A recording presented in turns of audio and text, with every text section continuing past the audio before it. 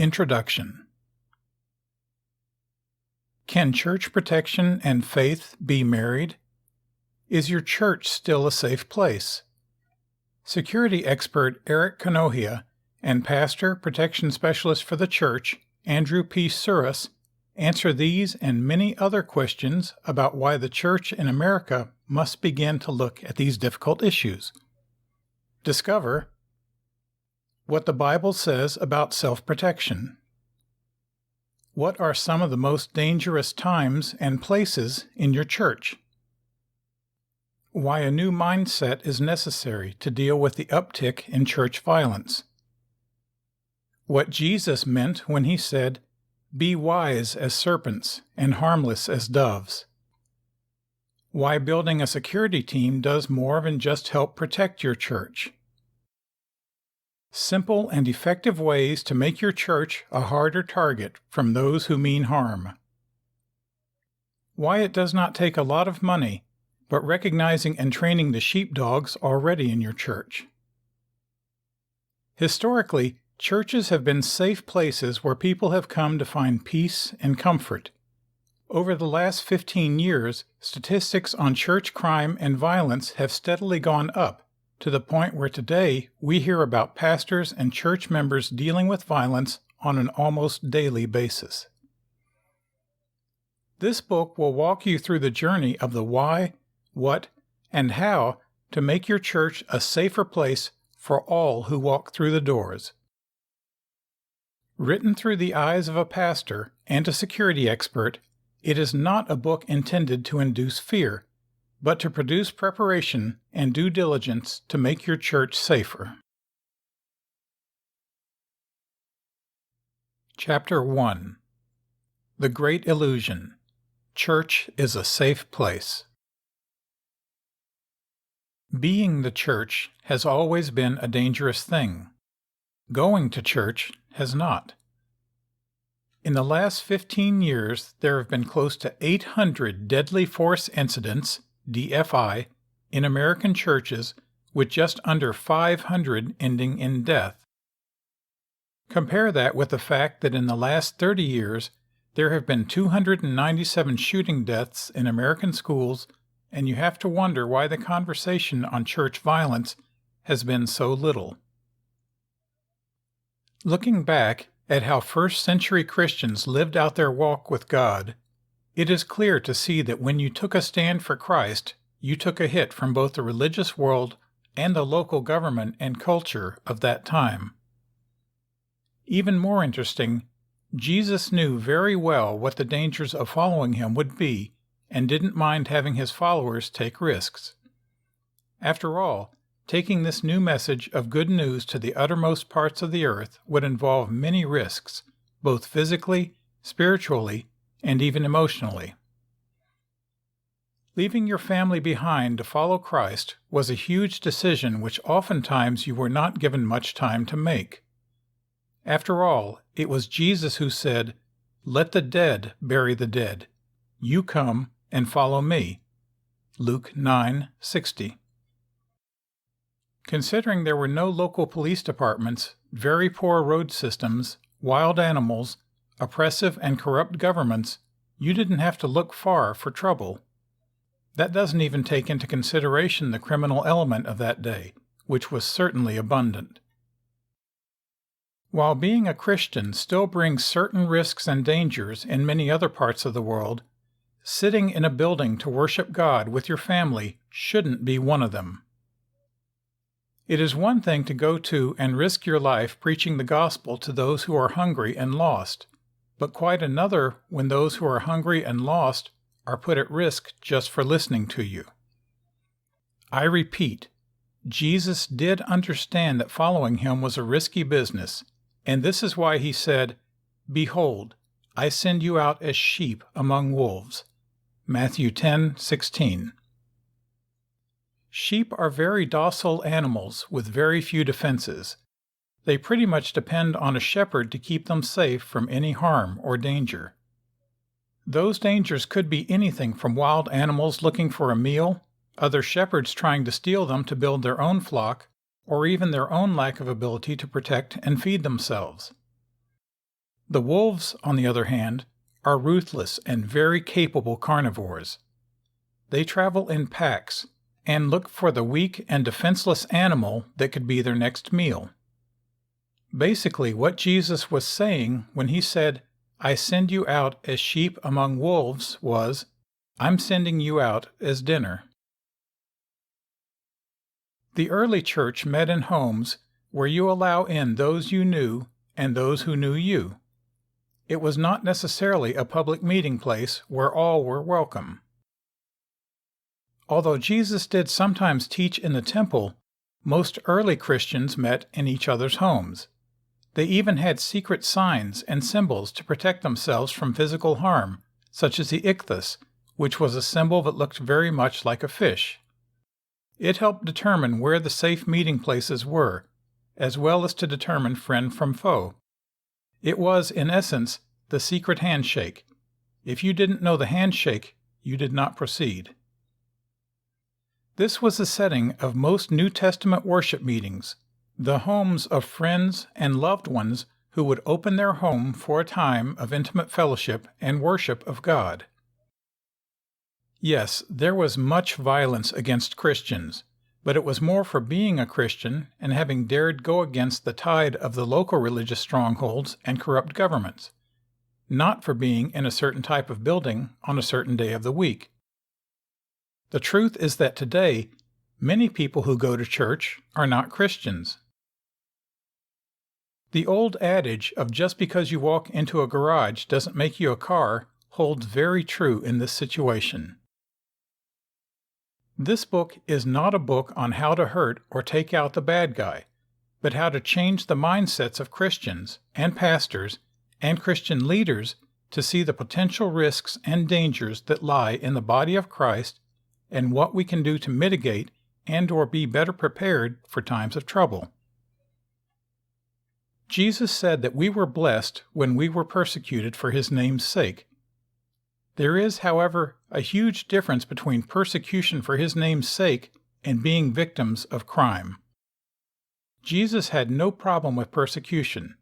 He did, however, not endorse crime. In Psalm 11:5, it tells us that God hates violence. This book is about how to recognize the possibility of violence and how to ward it off before it comes to fruition. The Ten Commandments are basically laws which Jesus came to fulfill and build on, not to change, that God set up to show his feelings about certain behaviors that were both sins and that today we know as crimes. Along with the laws God stated, he also determined the punishment of those very sins, crimes. Interestingly, much of our legal system today is based on the Ten Commandments, as well as other Old Testament laws, which is why the scrolls of the Ten Commandments until recently have been displayed in many courthouses as well as buildings in Washington and all over the country. Do not steal, rob, do not murder, do not bear false witness, perjury, teach us that God did not expect anyone, and that would certainly include his own children, to be victims or perpetrators of these crimes.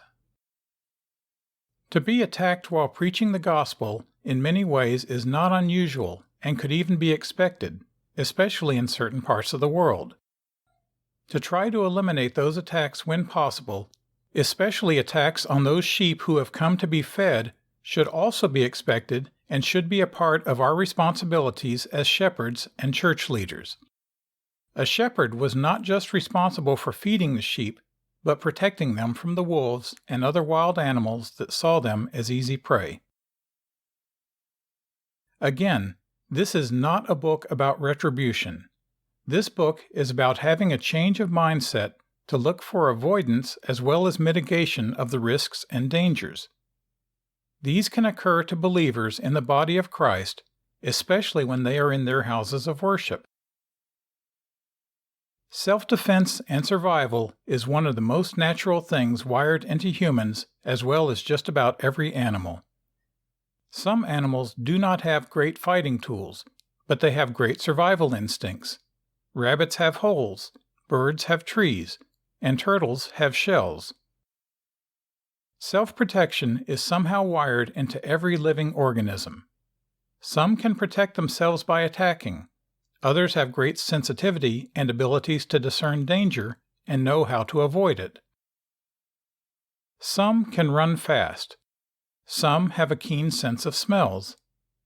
Others can climb high, but no matter what, they all take the best precautions their instincts and physical prowess allow them to protect themselves. From these examples, we see even nature itself allows for some source of self-protection. Why shouldn't God's people follow suit? Jesus put it this way in Matthew 10:16, when he told us we should be as wise as serpents and harmless as doves. In essence, what he was saying was being wise enough to keep from getting hurt, but in doing so, try not to hurt anyone. When Satan came to deceive Adam and Eve, he came in the form of a serpent. It's hard to say whether the serpent was always a deceptive animal by nature or became so when controlled by Satan. In either case, he was very cunning in speaking with Eve, and this is the basis of this statement by Christ. Whether it is preparing for a trip out of town or a home remodel, the more prepared we are, the more problems we can avoid, and the less chance we have of needing to take extreme measures. Very much like the Secret Service model, the idea of church security should be to take every advantage and use every gifting within the body to prevent problems before they become problems. Again, to use an old adage, when it comes to church security, an ounce of prevention is worth a pound of cure. It is easier to stand your ground than try to get it back. It is easier to stay healthy than to get well, and it is easier to stay off drugs than to get off drugs. The sad truth is that there are some doors in life that once they are opened are incredibly hard to close. Our thoughts on securing your church are simply this: if I make it hard for you to get in, most likely you will go somewhere else. Most criminals are not looking for a challenge, they are looking for a soft touch. With God's help and by His grace and wisdom, the goal of this book is to leave your church in a more secure position so that both the sheep and the shepherd can concentrate on keeping the main thing the main thing. While there is no such thing as total safety anywhere on this earth, we can, as the body of Christ, become more safety conscious no matter how small or large our church budget. The sacredness and safety of heaven are contradicted by the fact that the church may not be as safe as it used to be. Statistics tell a very concerning story that should not be ignored. The days where the church house as well as the body of the church were honored have evolved into days of scorn and opportunity for many with evil on their mind. During the days of the civil rights movement, the church, because of its lack of security measures, was seen as a place to deliver a message by those who stood against the civil rights movement. Today, crimes against churches are steadily on the rise. In 2009, Christian Security Network, CSN, Crimes Against Christian Organizations in the United States report stated that there were at least 1,237 crimes against Christian churches and ministries in the United States that year. According to the report, there were 12 homicides and 38 other violent incidents that year.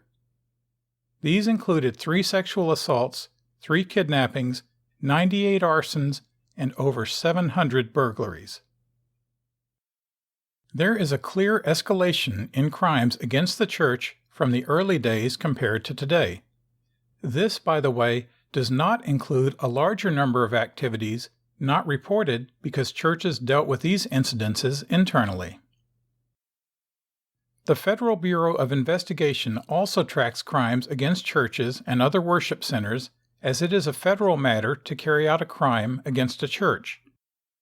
However, experts agree that the FBI's reporting does not accurately account for all crimes against churches. The FBI lists all reported crimes without the same verification that the CSN does. From that perspective alone, there is a disheartening view on what is reported and what is reality.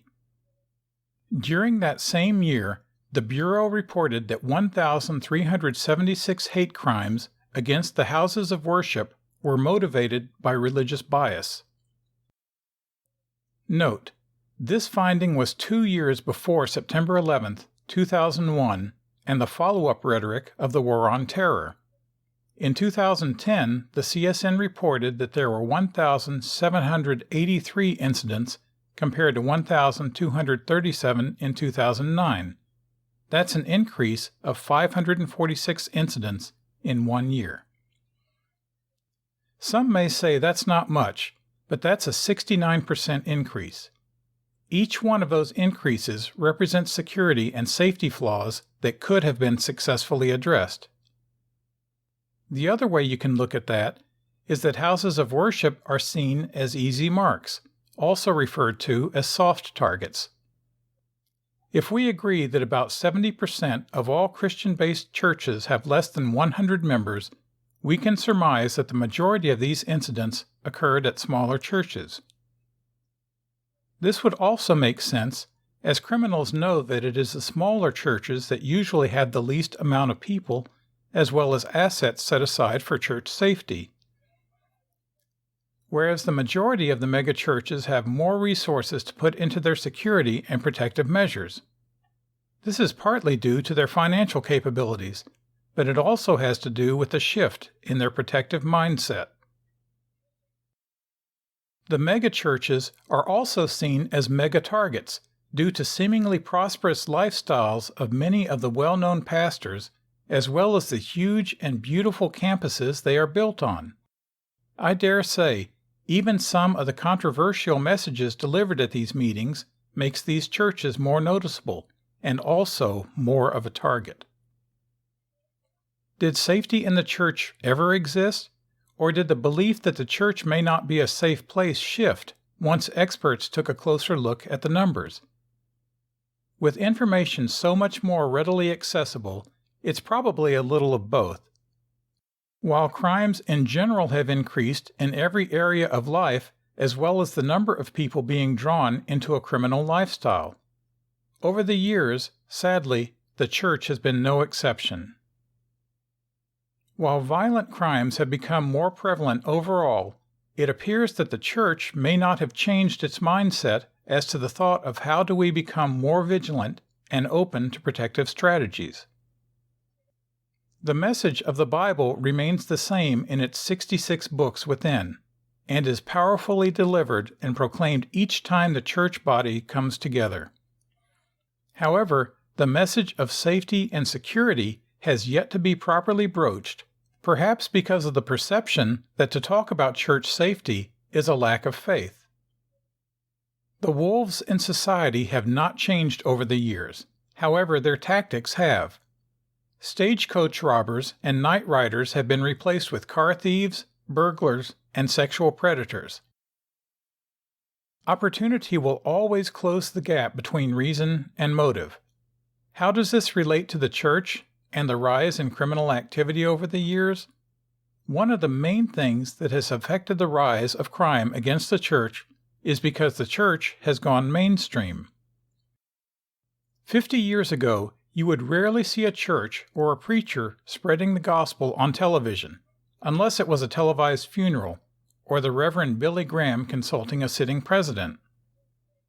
Today, there are televised church services every day of the week, as well as dedicated television and radio stations for the gospel. Additionally, the total amount of churches has increased exponentially over the years. Because the church is no longer willing to take a back seat in our culture and has been boldly stepping out to let its voice be heard, it has attracted both the attention of those who have come to Christ as well as his enemies. In today's culture, the church has risen to rock star status, so to a wolf, it can easily be viewed as another high net worth opportunity to cash in. The church's modern-day elevated status has brought with it modern-day things of value and attraction. Churches have replaced old paper ledgers with computers, the upright piano and organ with very expensive instruments of all types, as well as full-blown sound and video systems, all of which can easily be taken to a pawn shop or a local fence for quick monetary exchange, usually with no questions asked. Whether looking at the picturesque days of the small country churches dotted across the fields of gold, the hand-chiseled granite corner church, or the campus-like mega auditoriums, one thing always remains the same. They all contain people and valuables within, and both must be safeguarded. Inside every church you will find both a land and culture of opportunity which serve as the food that wolves desire and crave. It is there that an emphasis of safety needs to be focused. In the smaller houses of worship, members of the congregation know each other. When a visitor arrives for service, most, if not all, of its members recognize the visitor. This is a basic form of security, noticing something different or out of place. Today's smaller churches are a mirror of the early church where our grandparents and great-grandparents knew everyone in service and recognized who missed the meetings. Members would make it their business to surround a new visitor and ask, interview, interrogate, them all about themselves. In fact, if Sister Jenkins missed the meeting, it would not be unusual for someone in the church family to check on our welfare. Has the mainstream effect changed the mindset of church business into the business of the church? In the past, knowing church members and even their personal business was church business. The rock star effect has changed how we view the multitudes as the business of the church. While this is relatively new to the church culture, this should not be a frightening issue as solutions are available. For instance, there has always been some level of understanding that at some given point of a church meeting there is money exchanged in the form of an offering. How that offering is handled from the time of receiving it until it is safely deposited into a bank has always been a time of vulnerability for the church. Add to that the number of churches in highly populated areas with little or no church security in place, and you can easily see that there is an increase of opportunity and chance of danger if security and safety procedures are not taken into consideration. Every member of every congregation, big or small, represents a reason for individual and collective safety concerns.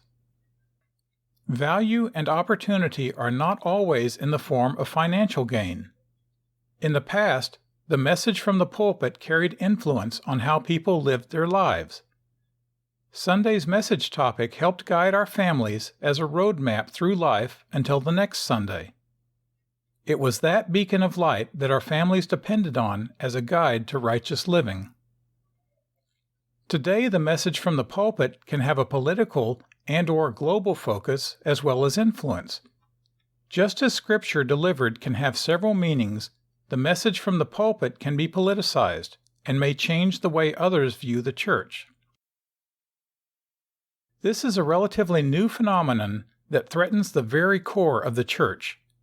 The truth must be spoken, but may not be received. The church has been a megaphone for what the Bible teaches is right, but there have been others both inside and outside the church that have perverted that message to use it for their own gain.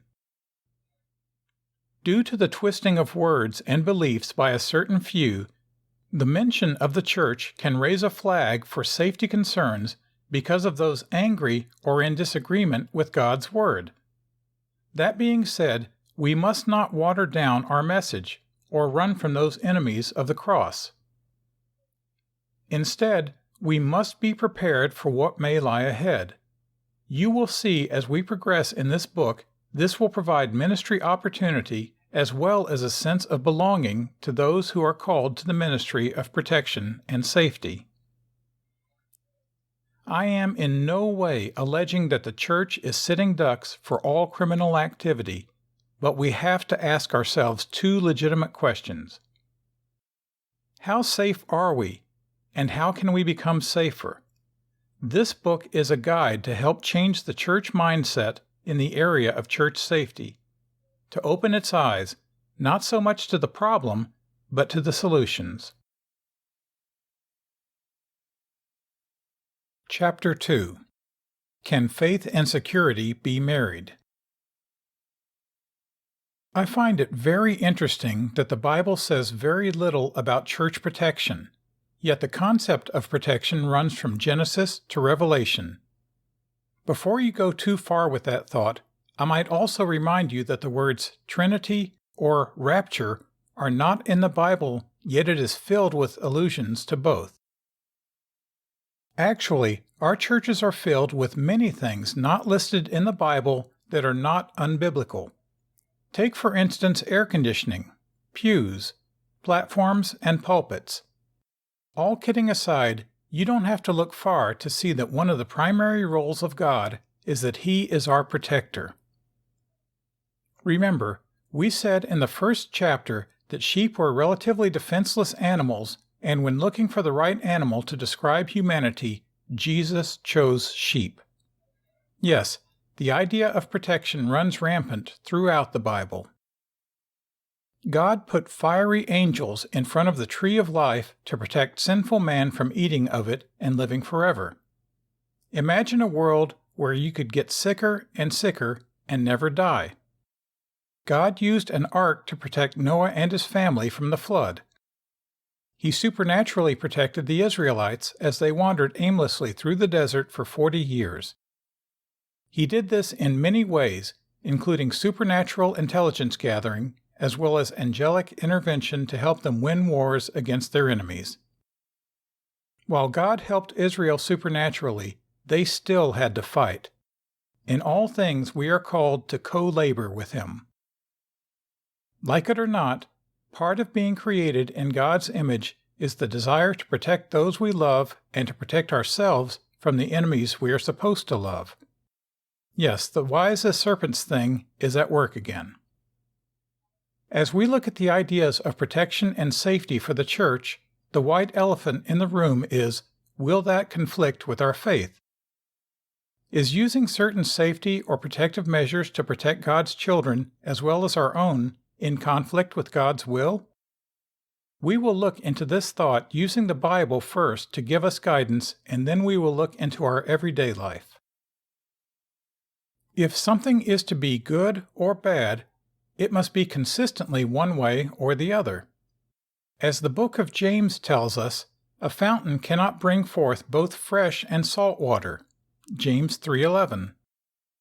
If we, the Church of Christ, lock our doors at night, wear seat belts, take medicines, wear bike helmets, and take various other protective measures to protect ourselves and those we love, why does it all of a sudden become an issue, or worse, a lack of faith, if we try to do the same thing inside a church building?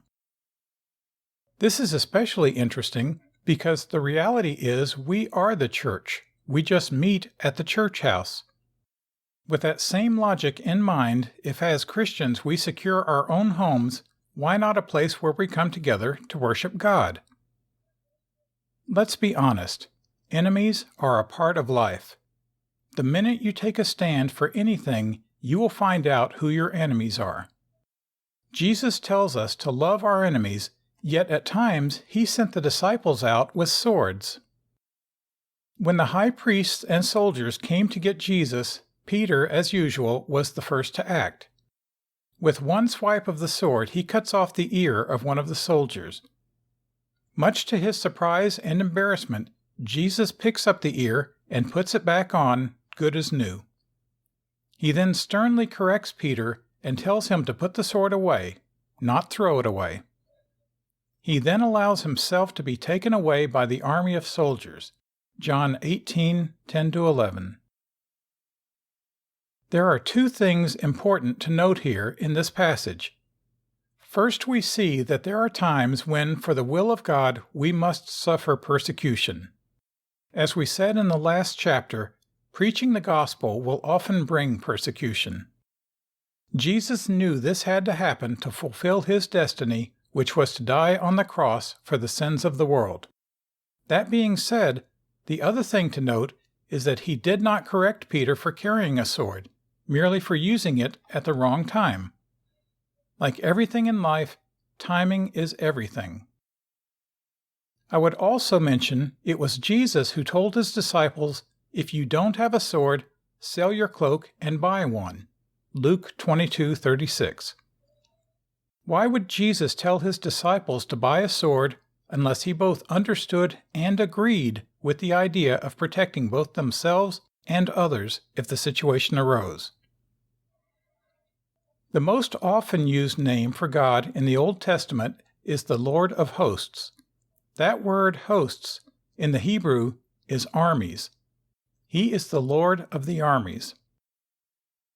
The heart of God has always been to protect his children in every way, both mentally, physically, and spiritually. While God is primarily our main protector and no protection can be successful without him, like many areas of faith, there are certain things he expects us to do to help take part in our own destinies. Faith without works is dead. While there are many examples in the Old Testament of God helping the Israelites fight battles against their enemies, one of my favorites was David and Goliath, let me bring one last but very interesting one to light. When Nehemiah was rebuilding the walls of Jerusalem, Nehemiah 4:13-18, each man carried weapons, swords, spears, and bows, and were commanded to fight for their wives, children, and each other. Another verse in that chapter says that with one hand a man would work, and the other he would hold his weapon. Clearly this was not aggression, but protection. While one day our Lord tells us the lion will lay down with the lamb, it is clear we are not there yet. The doors of the church are wide open. This is the last statement I remember at the end of every service I attended. It was that time in the service where the pastor invited the non-believer to accept Christ as his or her personal Savior. It was also that time that the pastor also invited those who were already saved to join the church as a new member. The irony of this statement is that the doors of the church really are open, in the sense that they are not locked. Historically, churches do not lock their doors so that anyone can come in and hear the gospel at any time there is a meeting going on. The days of the early church, where the doors had to be locked because they were conducting secret meetings, are over. Having the doors of the church open during services is not necessarily a strict violation of security parameters when other proactive measures are implemented as well. And the Lord commended the unjust steward, because he had done wisely, for the children of this world are in their generation wiser than the children of light. Luke 16:8. When we look at other large special events or gatherings put on in secular arenas, there are security measures and implementations that are always put in place. These events all have certain things in common with church meetings. They all have a large gathering of people of all ages, money is exchanged, and there is some type of message, whether in the form of songs by an entertainer, athletes exhibiting their prowess, etc. In a general sense, a church service is a special event as well, yet we have been warned by the gospel that the children of the world are wiser than the children of the light. Why is that? Do we automatically fall back on faith and believe that God has protected us, or is it safe to say that because of faith, we fail to be wiser? In my experience as a protection and security advisor and consultant for over 40 years, I have been contracted to support various and sundry types of events. These include, but are not limited to, high-profile, high-net-worth meetings such as shareholder meetings of Fortune 100 through 500 companies, global tours of various entertainers, major brand pushes, as well as protection of world-class athletes. Many of the CEOs that head these corporations are staunch believers in the faith, yet they place a premium on security for themselves, families, and their companies. During the shareholder meetings, a special emphasis is placed on the security of the event because the doors are wide open to all shareholders. These attendees have a vested interest in the company and its success. The amount of security used for the event could easily mirror a presidential visit. These shareholder meetings occur once a year, and the location is moved around the country for two reasons. First, it allows shareholders of different regions the opportunity to attend without having to travel, and, secondly, this alleviates having shareholders in their corporate offices. The security measures implemented are simple and, most importantly, cost-effective considering how elevated tempers can get. Some of these same measures are easily implemented in the House of Faith utilizing its existing church personnel and members. The Bible was right when it said, "And a child shall lead them." Events like Columbine High, Virginia Tech, and Sandy Hook Elementary School have caused experts to take a second look at access to weapons, police response methods, and finally, school security. The reaction to the Columbine incident was focused primarily on the response of law enforcement and the amount of time it takes for first responders to enter a building and deal with an active shooter. The after-action of Virginia Tech's incident focused on reporting methods to the student and administrative bodies and proper coordination of first responders. Little to no attention was put into the overall security measures of either of the schools. Sandy Hook Elementary wiped the slate clean and focused on the mental health issues in society and weapons again. The children of Sandy Hook put security on the headlines of every news outlet and newspapers all over the country. The Sandy Hook school had security measures in place. However, all it took was one slip in procedure, and the rest is an unfortunate blemish in our society. An attack on innocent children in a school is a violation of everything we hold sacred as both Americans and humans. Shouldn't we view the church in the same way, as being sacred with an unwritten rule that it is to remain that way? We would all agree with a resounding yes. I think we would also agree that, in most cases, there are already some security measures implemented in our houses of worship, but would we all agree that there are enough? Now you may ask, what are we protecting? The answer is the same thing that any Fortune 100 company, any school or university would protect. Most importantly, people, then property, and information. Fundamentally, we have to structure measures that would protect the church and the church body from intentional harm, unintentional harm, and embarrassment. Let me explain. Intentional harm. Premeditated attack, physical harm to person, place, or things. Intentional harm is the lack of proper measures or failure to perform those measures that would cause injury, loss, or damage. Unintentional harm.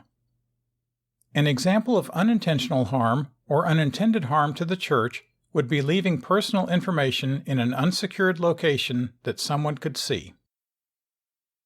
Embarrassment. Lack of proper security measures that could embarrass the church and give it a bad name in the community.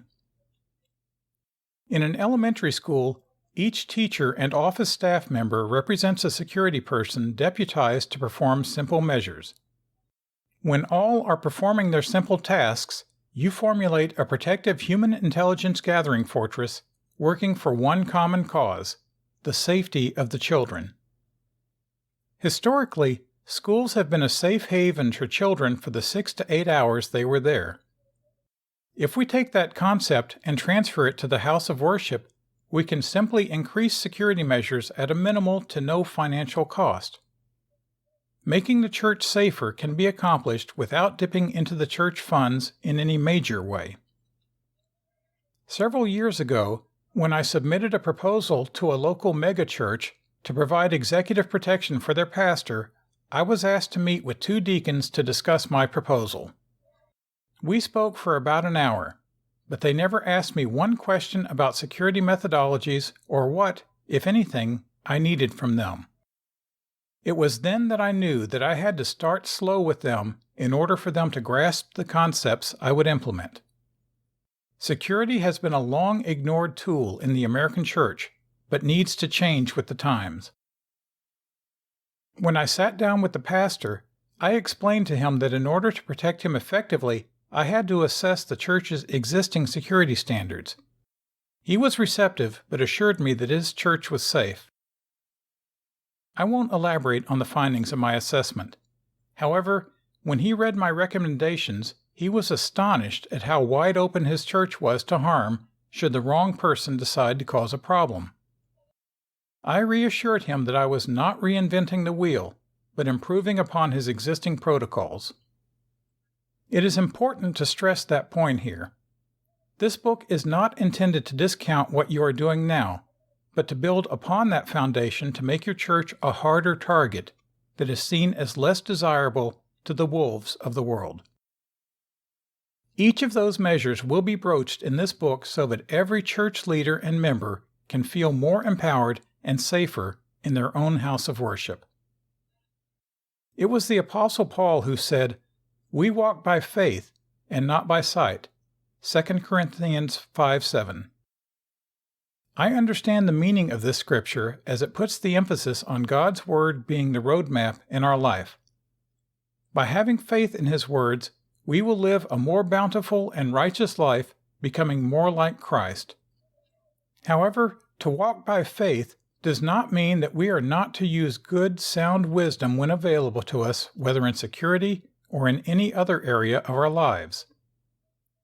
God gave us the power to both think and discern. In doing so, I believe He wants us to walk by sight when the road has been made clear. If He didn't mean so, He wouldn't have given us our 5 senses to help us navigate this life with its pitfalls. In closing this chapter, there will be many strategies given, most of which are simple to implement to better secure your church building and people. All these methods will be with the idea of Jesus telling us to be harmless without being victims. We believe you will find it exciting and challenging to see how easy it is to make your building and church family safer and more secure.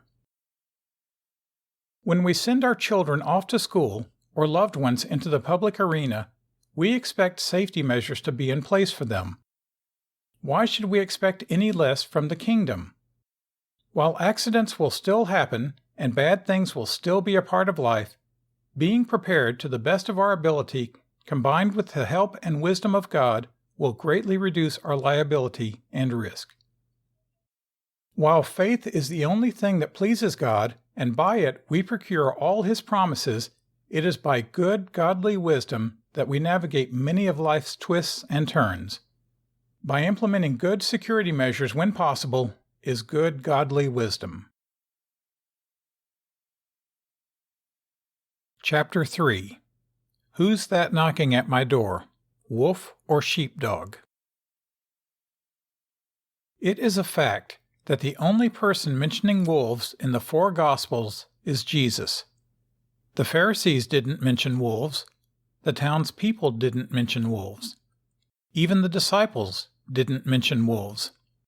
Sadly, the fact that Jesus had to talk about wolves tells us a few things about both life in the kingdom as well as life in this world.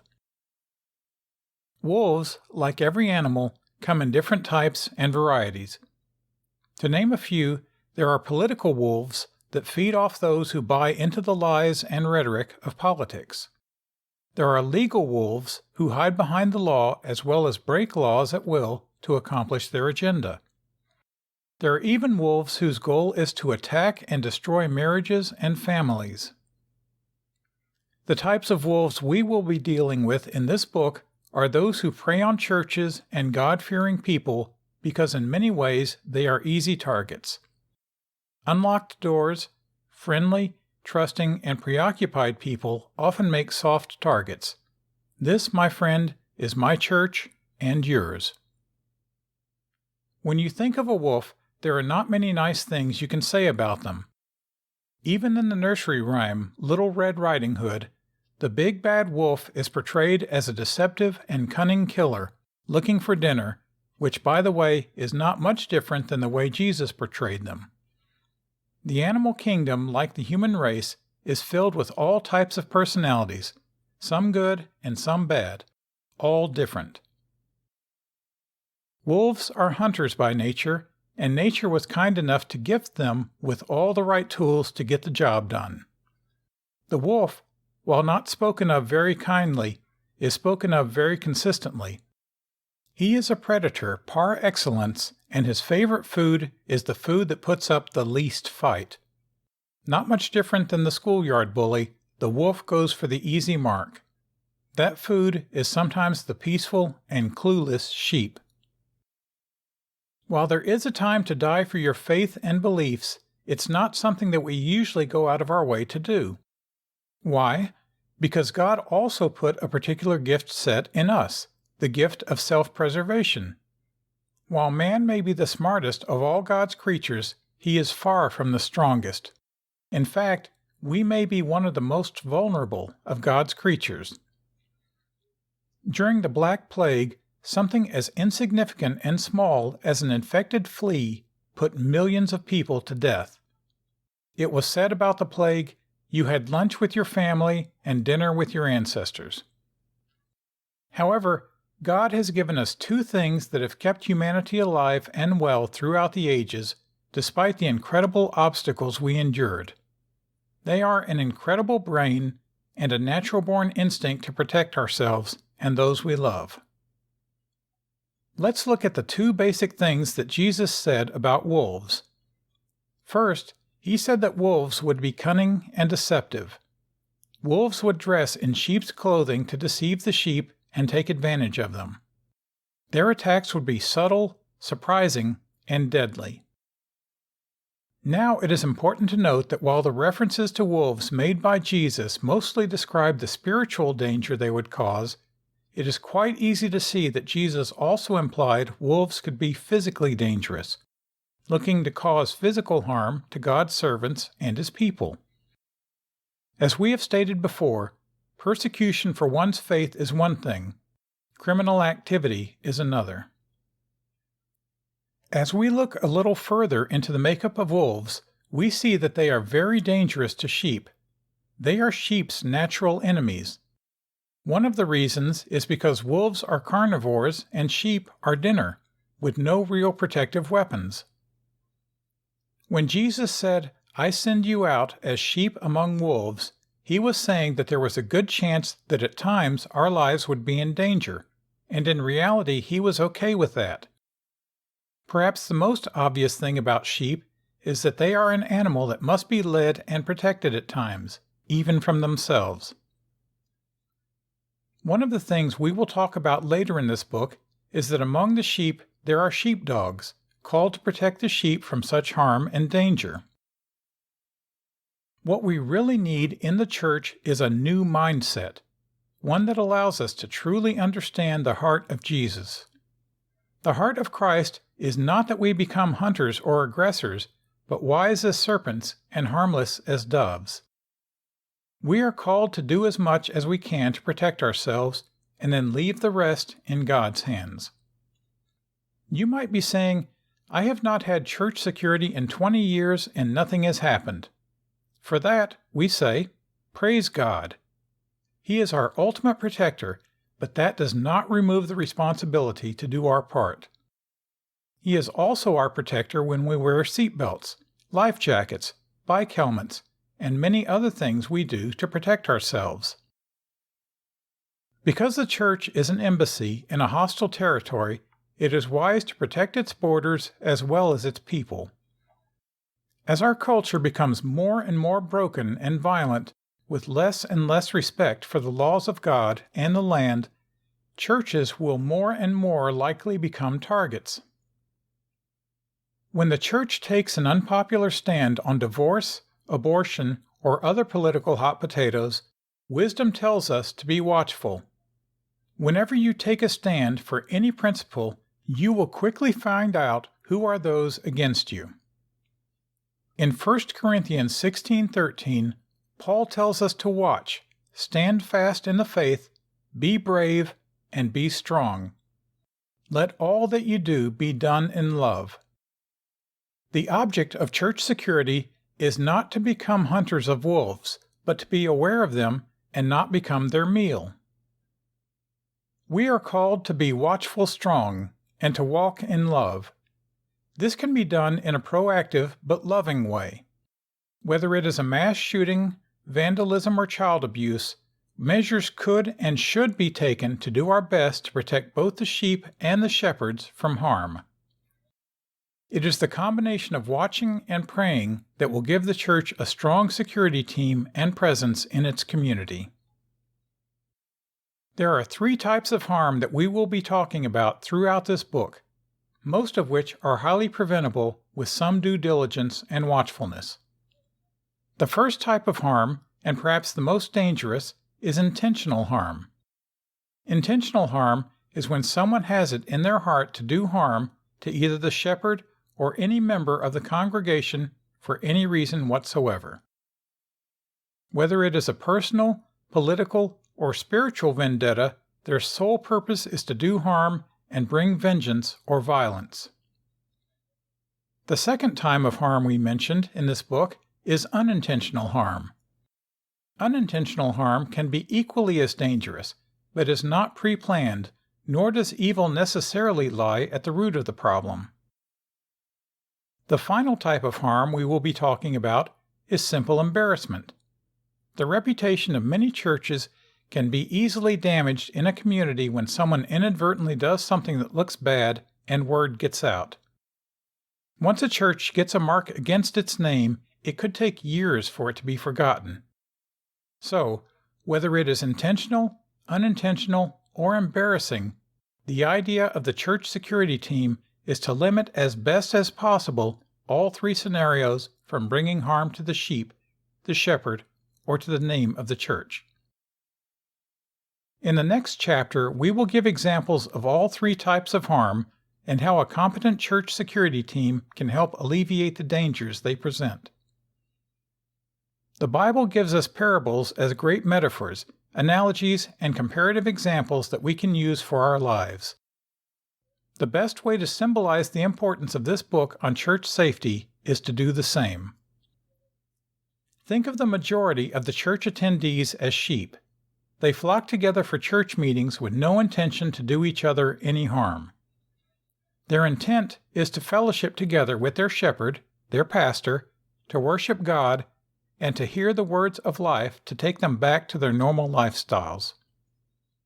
Sheep are carefree and live their lives with the belief that the shepherd is their safety net, and in many cases that they cannot be singled out of the flock because there is strength in numbers. That mindset is tricky. However, because multitudes of sheep have the same thought process, then the entire flock is vulnerable. Most of the time, sheep are in denial, and denial can be deadly. It has been said that denial kills you twice. It kills you once at your moment of truth when you are not physically prepared. Denial then kills you a second time because even if you physically survive, you are psychologically scarred by fear, helplessness, and horror at your moment of truth. The good news is that God has also given us sheepdogs. The irony is that the sheep are actually afraid of the sheepdog and try to stay away from him because he resembles more the wolf than the sheep. The sheepdog by nature is wired to protect the sheep and to deal with the wolf. They avoid him until there is a confrontation with the wolf. At that point, the entire flock gets behind the sheepdog and expects him to protect them. The analogy is the same with people. Most are comfortable with the recommendations on locking their homes, their cars, and lockers, etc. However, they are often adverse to security recommendations when it comes to their house of worship. They feel that extra precautions are not necessary because they are in the house of God or until the wolf appears. Then they seek out the sheepdog that they've avoided. This is the paradox of sheepdogs and sheep. The presence of the sheepdog is the constant reminder that there are wolves, and this disturbs the sheep. The sheep never think that the wolf will come, but the sheepdog lives for that day. He is trained and gifted for that moment, and knows how to respond appropriately. Although the sheep are not necessarily trained to respond to the wolf, they have an instinctual capacity to look for the sheepdog when the wolf presents itself. There is an inseparable relationship between the shepherd, the sheep, and the sheepdog. The shepherd leads, feeds, and protects the sheep. He plays a critical role in the lives of the sheep, but he recognizes that he cannot do it alone. Enter his help, the sheepdog. Just as the shepherd teaches and feeds the sheep, he must do the same with the sheepdog. The shepherd and the sheepdog must be on the same page. They must work in unison, where the shepherd understands the sheepdog's natural capabilities and the sheepdog knows the shepherd's expectations. This is a vital team dynamic. The sheepdog does not work under his own agenda, but that of the shepherd. He does not wander off on his own, but rather accepts the authority of the shepherd and alerts the shepherd of impending danger when it presents itself. Together they protect the flock. Separately, they are each at a disadvantage.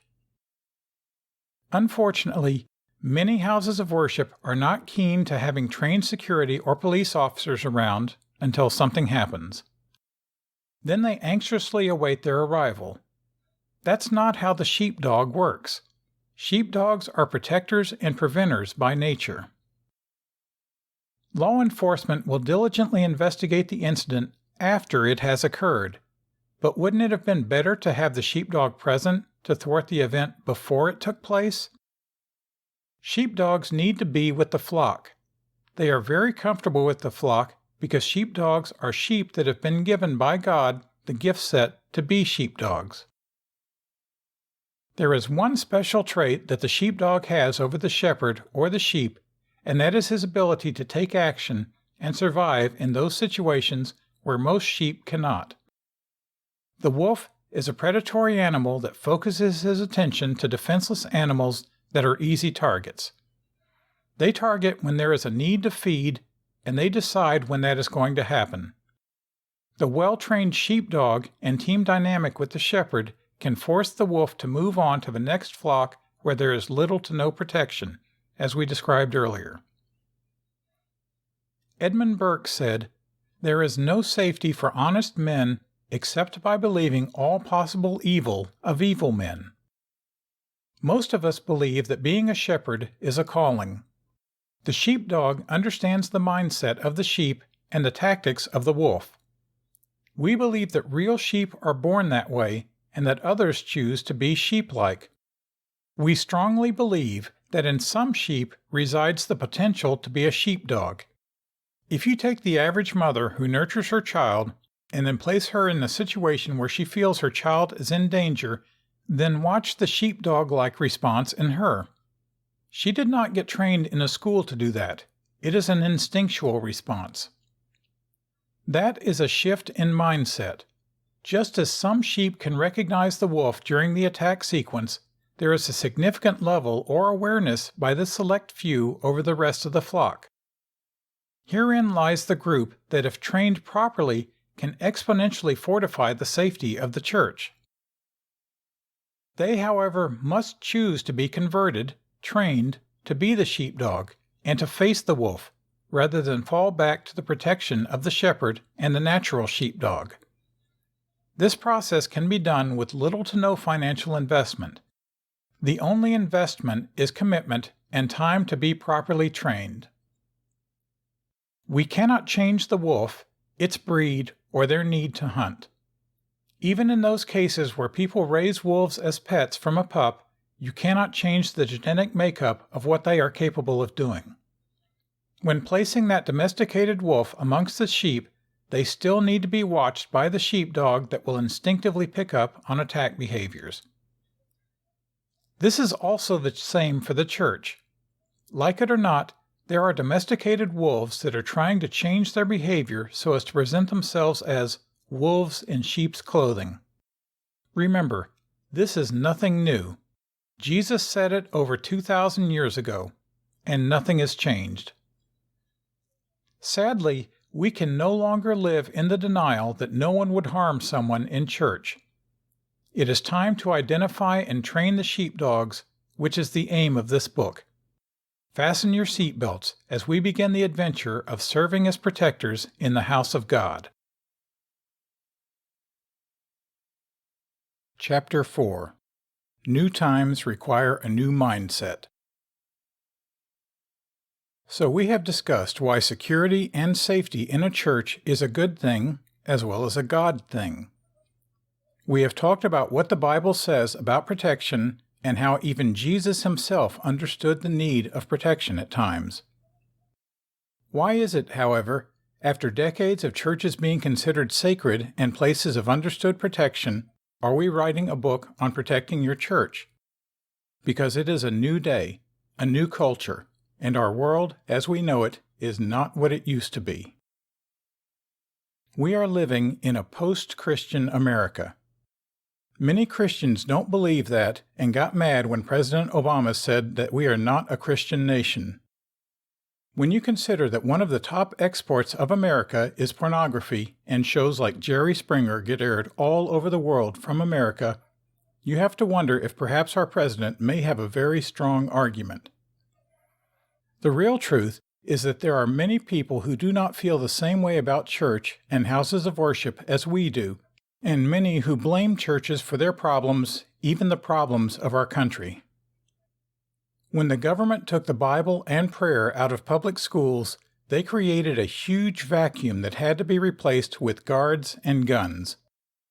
They laid a new foundation for our young people where they would no longer have a basic understanding or respect for the things of God and His people. Children today do not have the benefit of having school prayer or learning the Ten Commandments. Their foundation is void of many of the values instilled in the great generations of the 40s and 50s and even 60s. Because of these and many other subtle and some not so subtle cultural changes, the church no longer carries the authority or place of sacredness that it once did in our society. Yes, we have gone from the Ozzie and Harriet to Ozzy Osbourne, and that, my friend, is some generation gap. The need to protect large gatherings of people is becoming more and more imminent. The more people that gather under a roof, the more the chance that someone is mad at one of them. Schools understand this. Colleges understand this. Sports and entertainment venues understand this, and it is time that the churches catch up with the world on this matter. Perhaps it is one of the reasons why Jesus said the children of the world are wiser than the children of the kingdom. Actually, that in some ways can be considered a compliment because we are not to be so familiar with the ways of the world because they are not our ways. However, the Bible also tells us to know our enemy and not be ignorant of his devices. Again, the purpose of church security is not to fight back, but to avoid having to fight by taking simple and fairly inexpensive security measures. Decades ago, churches used to be tight-knit families of believers who were known throughout their community and respected for their beliefs. There was very little, if any, crime, and when there was, it was usually relatively minor and it was handled internally. Church used to be the place you sat with your mom and dad and maybe even your grandparents. With the divorce rate in America being over 50%, however, churches are now being filled with hurting, broken, and fractured families, broken people, and broken hearts. This is not necessarily a bad thing. In fact, I cannot think of a better place for the broken to gather to come and be restored and healed. However, while people are busy trying to get their lives back together in the church, it must be a place that is safe. A place where people can take their mind off self-preservation and put it on knowing God and helping one another. While sometimes it may seem uncomfortable to talk about safety and security in our churches, There are really some great advantages, besides the obvious, to have a church safety and security team. The obvious advantage is that your church building, its people, and its pastor will now be better protected, and people will feel more at ease as they go about doing what God has called them to do. A safe place also allows you to be more open and enables you to work on those areas of your life you may not otherwise be willing to show in a public setting. Some of the other advantages may not be as obvious. Sitting in the chairs of every church are people who desire to serve God in some capacity, and church safety and security is just another opportunity to put them to work. It provides another ministry to be involved in and make a difference. This goes especially for many men who feel being a Sunday school teacher or singing in the choir is not their cup of tea. From a pastoral point of view, when people are involved in some type of church activity, they tend to more quickly become part of that organization than those who sit and watch what is happening around them. This is good for church growth. When people work together toward a common goal, such as church safety or security, they feel like they are part of the solution, which makes them feel like they are more part of the church family. Add to this the fact that when people work together on any project or ministry, they get to know each other and form relationships quicker. This is one of the main reasons people stay in or leave a church. Another great advantage of a safety and security team is that your visitors will immediately feel more secure when they are noticed and greeted from the time they step on church property. In a world that has grown so cold and impersonal, where oftentimes people feel like they are treated like numbers, they will take comfort in knowing that the church is diligent in doing their best to make their worship experience both a spiritual one, a safe one, and even a personal one. While no place on this side of heaven can be called a totally safe place, there are many things we can do to help make our places of worship safer. A place we are not afraid to bring our family, friends, and loved ones. What it comes down to is church safety is everyone's job. Whether it's a trip or a fall, a fire, or something leaning more toward a criminal act, we can all have eyes to see and ears to hear. It is sometimes known as the ministry of eyes and ears. The key is knowing what to look for and what to listen for. You don't need a degree in criminal justice to see if a child is lost or there is an unusual-looking person hanging out near the Sunday school rooms. Church safety can be something everyone takes part in, and that gives ownership to the people who walk onto your property and through the doors of your church. In this book, you will read security-specific methods that are used at the highest level of government and private industry by security experts and professionals. All of our recommendations are based on these principles. There is no cookie-cutter application for every church, office, school, etc., but the principles can apply to all these types of venues. In reading the recommendations, we hope to change the mindset and somewhat antiquated belief of what security is and is not. The findings of that assessment should conclude in common sense applications to build upon your existing security measures. Anyone that tells you that they can implement security measures for your edifice without performing a complete risk, threat, and vulnerability assessment, RTVA, is not being honest with you and will place you in a false sense of security. No play on words. A thorough RTVA will assess your structure and existing building safety features. They will observe and assess your daily business activities and note all possible risks and vulnerabilities. Additionally, they will observe and assess your church before, during, and after worship services. This will include, but is not limited to, congregation arrival and departure, offering procedures, or additional services that take place during this time. At the conclusion of the RTVA, they will submit a written report and go over the findings. A truly expert provider will make their recommendations using your pre-existing security measures as a foundation of their recommended security plan. A large majority of churches have no security measures. There are too many fraudulent companies in existence that will profess to fix your problems with more locks and cameras. However, no true RTVA is complete without human interaction and visualization. Lastly, in the final recommendations, there should always be a training recommendation in order to implement the changes. The security measures that we will recommend will be based off the concentric circle methodology. If you can imagine an outer ring, a middle ring, and inner ring, and overlay that on the church, you will be able to understand how to segment your security measures from the outer perimeter, secures large zones, church parking lot or sidewalk. Middle perimeter, secures area between the inner and outer rings, church foyer, halls, secondary rooms. Inner perimeter secures the pastors, leaders, and dignitaries' immediate area, sanctuary, offices.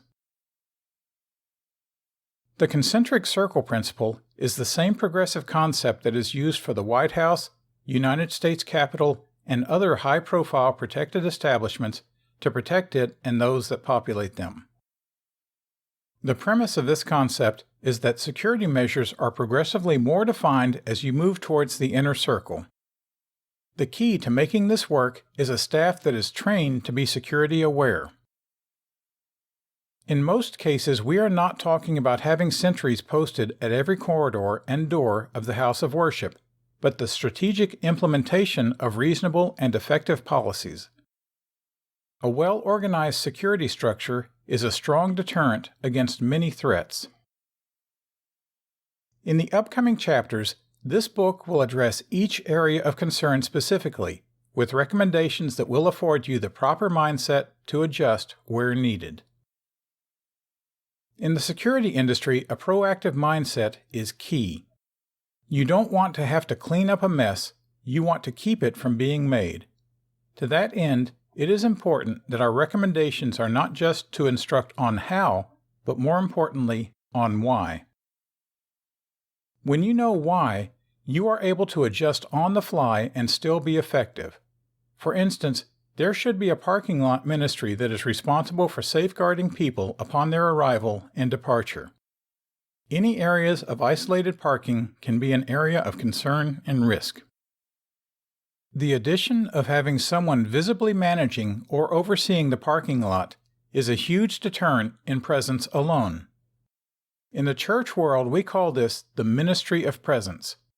Depending on how many personnel you are able to assign to church security, the parking lot ministry can do frequent patrols in the corridors of the church once the service has started. From our past experience with churches, this simple integration makes a difference. We need to always be in the mindset that we have to safeguard all aspects of the church from arrival to departure, and church safety starts on the parking lot or outer perimeter of the church if there is no parking lot. The often overlooked parking lot is an extension of your edifice, and parishioners have an expectation that their property and personal effects are safe while they worship. No church wants their house of worship to have the label of being an easy place for theft. At those times where services or other church events occur after dark, this change in security procedures is critically important and can do wonders for making your attendees feel safe and even increase attendance. Especially in bad neighborhoods, it is a well-known fact that people stay home at night because of fear. A well-lit, personally managed parking lot says we care about your safety. For many churches, proper lighting is a major step in the right direction. Dark places like parking lots are an open invitation for criminal behavior. Lighting has a psychological effect on feeling safe. John 3:20. Adequate lighting makes your members feel safer and a less desirable location for criminal activity because of the possibility of being noticed and identified. Proper lighting and a periodic patrol check by a member of the parking lot ministry can increase your safety and security tenfold, as well as put the hearts and minds of your people at ease. A shift in proper mindset. Do you get the idea now? Anyone looking to cause a problem once they pull on your property and see the ministry of presence will think twice and move on. Most, if not all, churches already have an usher and greeter ministry. We will thoroughly go over the proper usage of these ministries and their responsibilities of the middle and inner rings. Ushers and greeters are trained to perform specific duties each and every minute of the service. Many of their duties are ritualistic in nature, but their fundamental purpose is to interact with people in the church. Metaphorically speaking, your ushers are the secret service of the church without even knowing it, and that's the secret. They know when standing during a service is out of character for that service. They know most, if not all, of the members as well as they can identify a visitor before they sit. Although untrained in security, they are able to identify most people who are exhibiting unusual personal issues or problems because they know what the norm is for that particular church. In a positive sense, ushers who are serious about their duties observe every person that they come in contact with. This position in the church cannot be replaced with a security personality, but can be fortified with specific security training for the ushers. Think about how much safer you would feel knowing that your ushers have been trained to recognize red behavior and how to effectively handle the situation. If you implemented our first recommendation with the trained parking lot ministry in conjunction with an usher ministry with a proper proactive security mindset, think about how much more fortified your safety and security would be without any video or technical equipment. For most churches, that would increase your safety 100%. Understand that these measures are cost-effective because you are not hiring a security team, but giving a sense of ownership and servitude to those already working within the church. We have personally seen and witnessed the satisfaction that members have when they are performing specific duties that are directly associated with the safety of their church. In the previous chapters, I mentioned the pastor who hired me to protect the church and him during his campaign for public office. I trained and got the parking lot ministry and ushers involved in practicing a proactive security mindset and was met with elation from both ministries. We set up monthly security meetings to go over any concerns and always had 100% attendance. These are but just basic common sense, low-dollar applications that pay for themselves. In the upcoming chapters, we will recommend more of these simple applications that any house of worship can implement with minimal cost and time. Chapter 5. An Eye for an Eye, the Force Continuum. When people come to church, they have many expectations based on their current situations, issues they are dealing with, and ultimately their relationship with their God. Once the service starts, there is a fair expectation that no one expects any disruptions, and if one occurs, it is safe to say that in most cases, no one is truly prepared nor desires to deal with unchurch-like behavior in the house of God. When confronting any disruption or threat of disruption to a church service, the church security team has to follow the same rules that any police officer or any sworn representative of the law would have to. These rules are known as the Force Continuum. The Force Continuum is like a sliding scale of escalation from soft to hard confrontation. It is vital to understand how this sliding scale works in order to de-escalate situations and keep yourself and others out of trouble and above the law. It is also important to fully understand this chapter to avoid not only criminal litigation, but civil litigation both to you as well as the church you are serving. Reasonable force. Unlike police, the average citizen is not required nor expected to ever make an arrest. Under the best circumstances, we merely observe, report, and call the police if a crime occurs in our presence. However, if a private citizen ever needs to take someone into custody for a crime, he or she must use reason and common sense. The law varies from state to state, but generally allows citizens to make an arrest and use reasonable force in doing so. One common definition of reasonable force is not excessive force under the circumstances. This means to consider the seriousness of the crime, the risk of harm for everyone, and the immediacy of the situation. So if you see someone stealing apples from the local grocery store, a taser or baton might get you in more trouble than they. The preference always is to get a law enforcement response to effect the arrest. While there may have been a time when the church could take care of its own dirty laundry, this is no longer the case in our litigious society. Many crimes today, in fact, are reportable by law and must not be kept silent. Level 1. Ministry of Presence. The mere presence of a highly visible usher team is often enough to stop many a disruption in progress or prevent future ones. Included in overall presence is standing, walking, and running. Without saying a word, an alert church representative can deter disruptions or potential issues away from the church property by use of body language and gestures. At this level, gestures should be non-threatening and professional. Sometimes called the Ministry of Presence, this is the first tool used to prevent and avoid negative behavior on church property. Level 2. Verbal communication. Sometimes referred to as verbal judo. Used in combination with a visible presence, the use of the voice can usually achieve the desired results.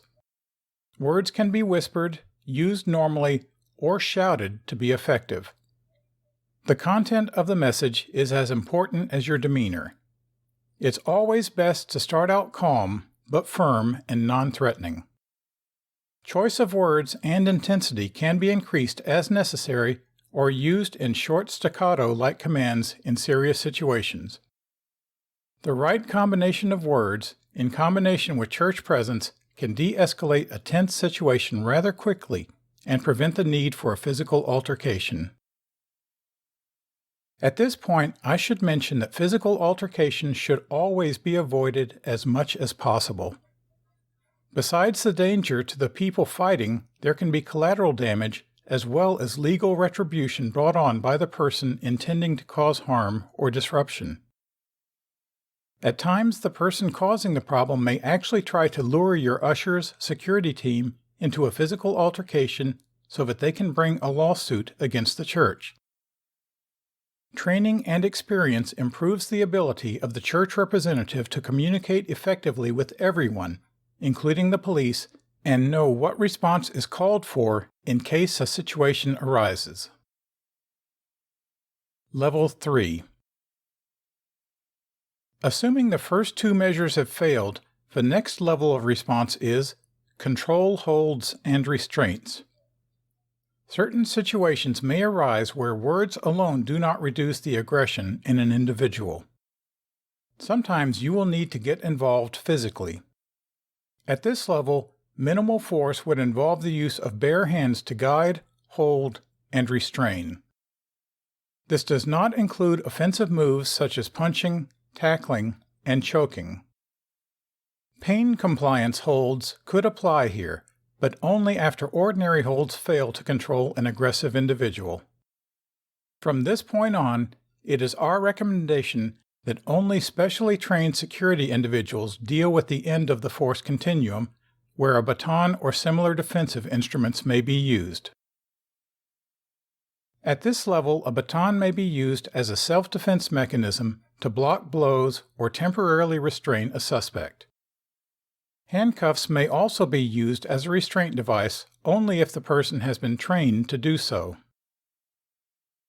Most individuals do not need to be handcuffed. They should only be used on a person who exhibits aggression, poses a real threat, or where flight is a real possibility. Handcuffs should not be applied too tightly and should be double locked when safe to do so. Once a suspect is handcuffed, the person applying them is responsible to see that they don't trip or fall. It is also important not to pile on top or place the handcuffed suspect face down on the ground to avoid positional asphyxiation. Hog ties should not be used by security specialists. Level 4. Chemical agents. While we do not suggest the use of chemical agents in the church, however, it is important for you to understand how the force continuum works. Sometimes when the suspect is violent or threatening, more extreme but non-deadly measures must be used in defense to bring the suspect under control or effect an arrest. Before moving to Level 4, it is assumed that other, less physical measures had been tried and deemed inappropriate.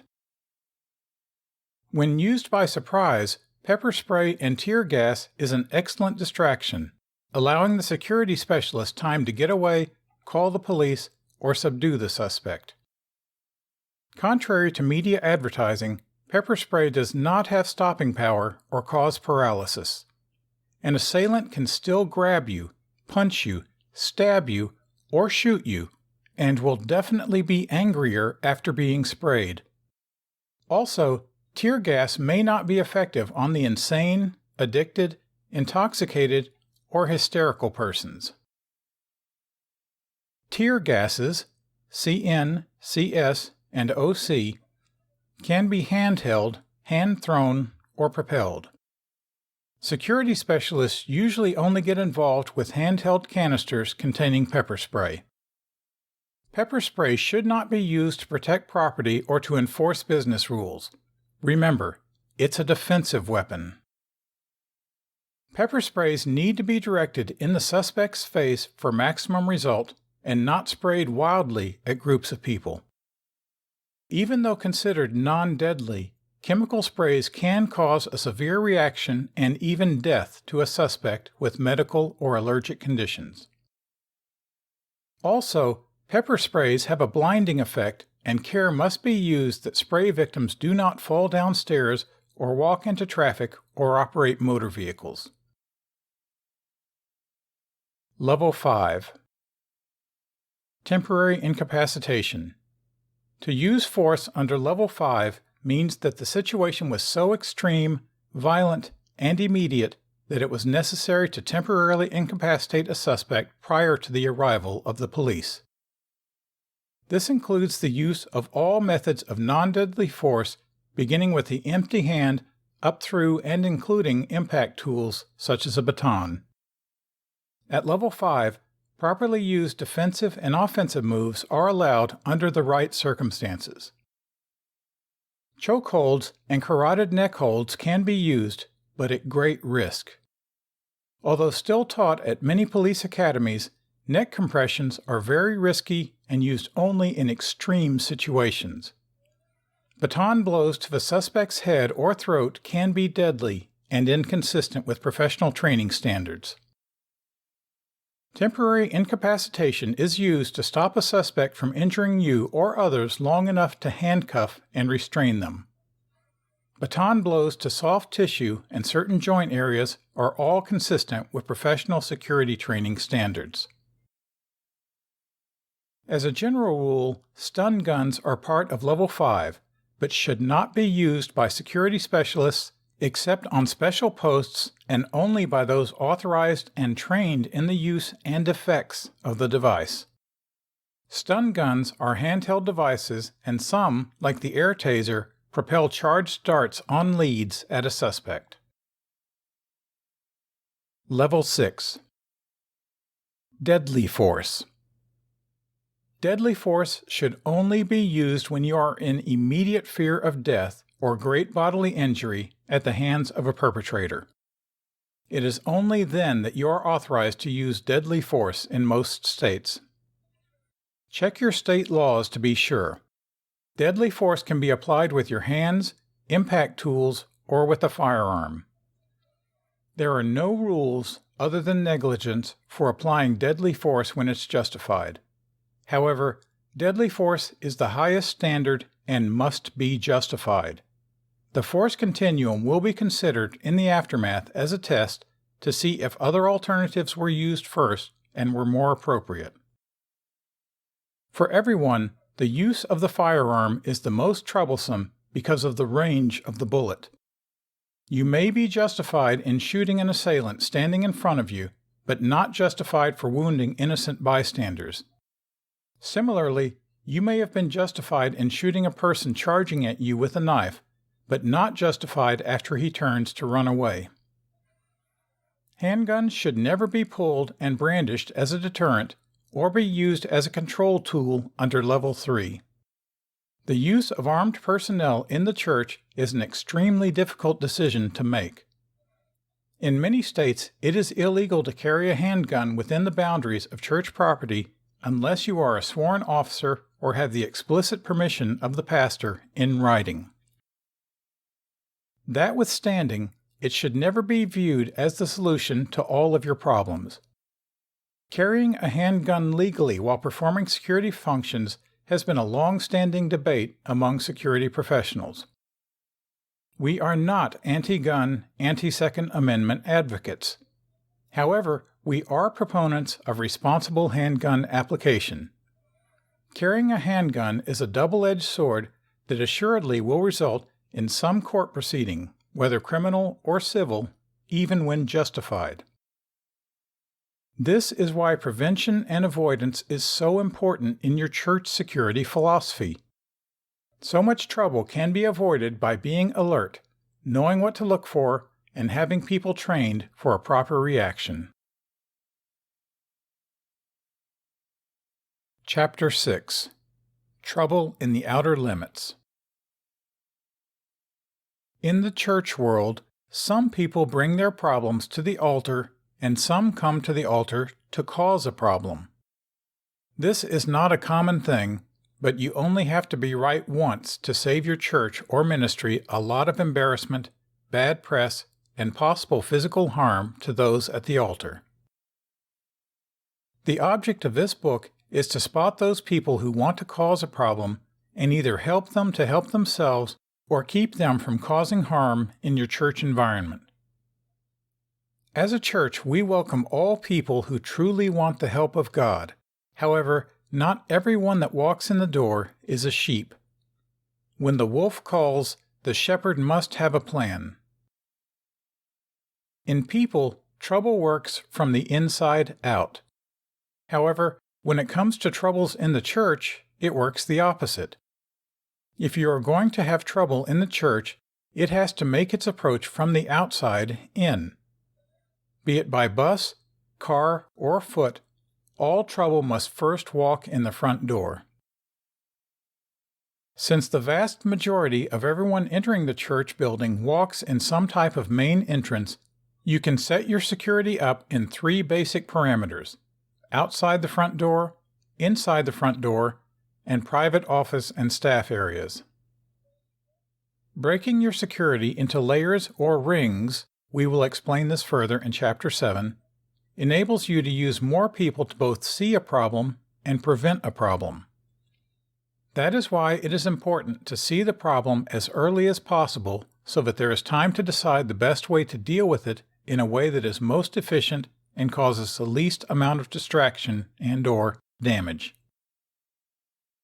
The idea of church safety is always to prevent problems before they happen and not have to call the police afterwards. The first line of defense is what we would call your parking lot ministry. As we said earlier in this book, most of the principles for making your church a safer place do not require large amounts of money. Volunteers working together not only keeps your church safe, but gives ownership of your church to those men and women involved in the process. The parking lot ministry is the first people your guests see pulling into your church. Whether it is actually in the parking lot or on the sidewalk in front of the main entrance, they serve a great purpose besides the one that is most obvious. They not only direct traffic, but help people out of the cars and get them into the building safely. On rainy days, they may provide umbrellas, and on icy days, a steady hand. All the while they are carrying out these more basic parts of this ministry, they are doing something no one is really paying attention to. They are paying attention and observing who is getting out of cars and to anything or anyone that seems out of place. When and if they spot something that doesn't look right, they are now in a position to do several things. They can get license plate information, engage in conversation to investigate further, radio ahead to the next perimeter, or call for law enforcement to further look into the situation. If they radio ahead to the next perimeter, the questionable person or persons can be watched to limit any problem that might occur, or they can call for help if necessary. People in the outer perimeter keep the church from being blindsided by a problem before it gets too close to the church building and those people in it. Besides the obvious advantage of spotting a problem before it walks into the building, having people in the outer perimeter brings a level of comfort and sense of welcome to those coming to worship the Lord. Especially in this new post-Christian culture we live in, this is one of the things that will keep people coming back to a church, a sense of welcome and safety. Having this ministry will also be a blessing to the people involved, as those who get involved in a church stay in a church. It is a win-win situation where everyone is blessed and there is no cost to carry out this process. Only some friendly and willing saints who want to get involved helping make their church a safer place. Workers in this ring need only to be friendly and observant, not necessarily strong or tough, although that certainly does not hurt. In order for any church or facility that participates in the gathering of people, and therefore important people, to have effective security, they should use the concentric circle methodology of security measures. 1. Outer, outside the church. 2. Middle, inside the church doors, classrooms, restrooms. 3. Inner, congregation, sanctuary. 4. Pastors, leaders, and dignitaries. The concentric circle philosophy allows for the screening and observation of all persons succeeding into the next circle as they get closer to the center. If at any point something unusual is noticed, a person should be assigned to keep an eye on this person. Using aggressive friendliness would be a good thing to use at this time. The concentric circle methodology is used at the highest levels of security because it is effective. These, by the way, are the same protocols used to protect the President of the United States and other heads of state by the United States Secret Service. This chapter will address the outer ring. When members of your church arrive for meetings, they all arrive outside the building and park either in your parking lot, on the street, or dropped off outside and walk in. Regardless of how they arrive, they are in the outer ring of your safety responsibility. The presence of this outer ring can have a major impact and a comforting effect on your members. More importantly, it provides a deterrent for anyone who may have ill intent. Having a parking lot ministry or presence allows your church personnel to observe moods and behaviors as the members filter into your building. The outer ring is the first observation point of activity before anyone enters into the building. For the church, this is not a security point where access is limited after a search of anyone, but a point where observation skills are critical. Anyone assigned to this post is responsible for paying attention to the normal and abnormal behavior of those about to enter the church. For the most part, arriving church members have a specific personality and behavior. Most, if not all, are cordial. They exchange pleasantries when spoken to and enter with an attitude of respect of the church and the services that are about to take place. Members who have a heavy heart or are going through personal issues seek comfort as they approach the doors. Assigning a person or persons that are familiar with church members and can tell the difference when they see them is a key to both bringing comfort to the burdened as well as helping maintain safety in the church. Assigning a person to work in the outer ring who is somewhat familiar with the church membership allows them to notice visitors or those people who are not regular attendees. When we audited and observed other church security, we were amazed that the person assigned in the outer ring knew everyone who was entering the church and quickly observed those persons who were visitors and not regular members. One thing they all had in common that we strongly advise was that they greeted everyone, including the visitors, with a warm welcome. The outer ring for church safety should be seen as a passive security post. What that means is that the church members will not be going through metal detectors or physical search of their personal effects, which sadly takes place in many churches around the country. Speaking to people engages them in an interview that is unknown to them. A normal exchange of pleasantries is something that you do not have to be trained in to observe if there is a problem. When you say, "Good morning," to someone, it should elicit a specific response, whether verbal or nonverbal. A smile and a nod is the usual response from someone who has something on their mind or someone that is not familiar with the up-close and personal personality of the church. Eye contact is another important observation in every aspect of security. Anyone intending on harm does everything they can to do one thing: keep from being noticed. Once people are inside the church and the services begin, the outer ring must be maintained. The job is not over. The personal property of the church members is vulnerable at this point. Presence is still critical and important. This presence is a visible showing of deterrence while church activities are taking place. It also sends a message that this is a church that cares for you and what is important to you. Once the services or meeting is over, the outer ring is now responsible for observing the church members as they exit the building and leave the property. Observe and report is also known as see something, say something.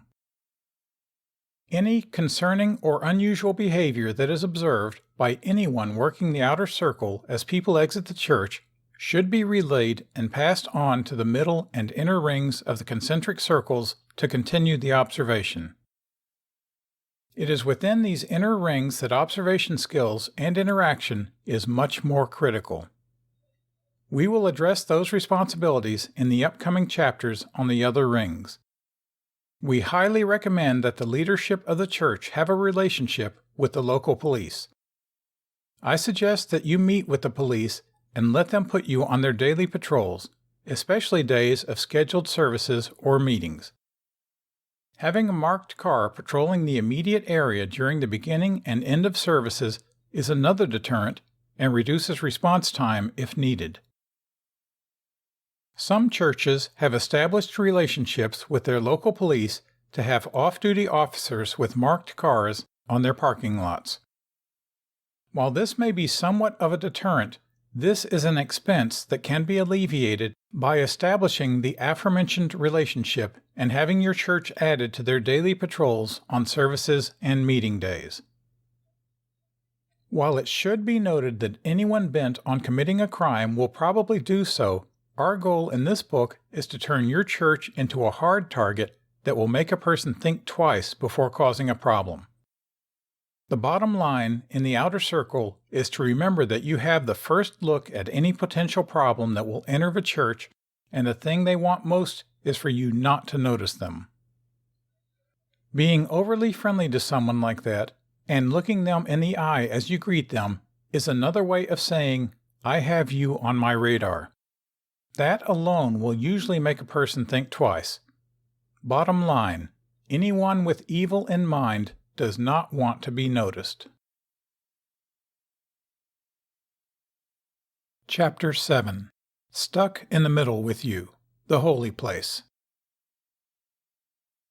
As we said earlier in Chapter 6, in order for any church or facility that participates in the gathering of people as well as important figures to have effective security, they should use the concentric circle methodology of security measures.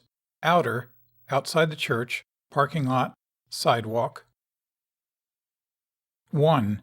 Middle, inside the church doors, foyer, offices, and classrooms. 2. Inner, congregation, sanctuary. 3. Pastors, leaders, and dignitaries.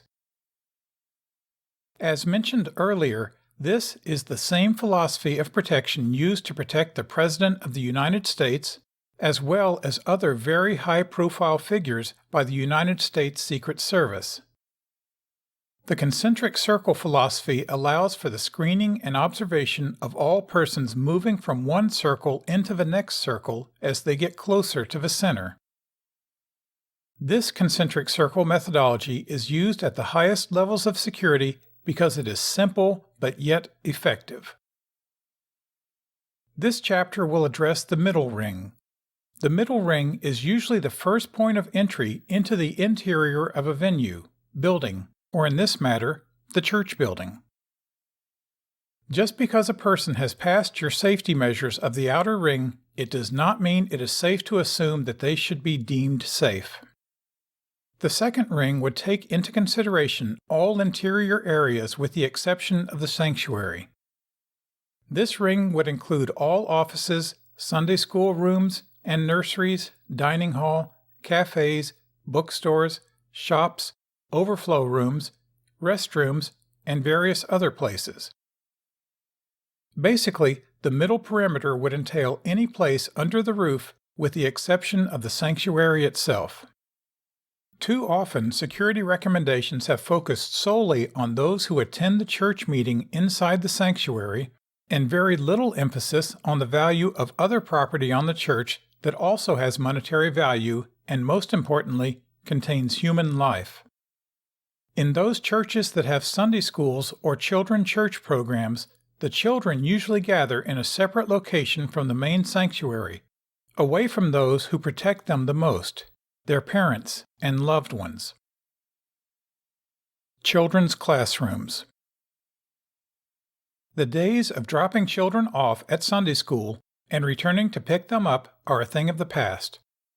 There are several inexpensive measures that can be implemented to ensure that the adult that left them at the Sunday school is in fact the correct adult to whom the child is released.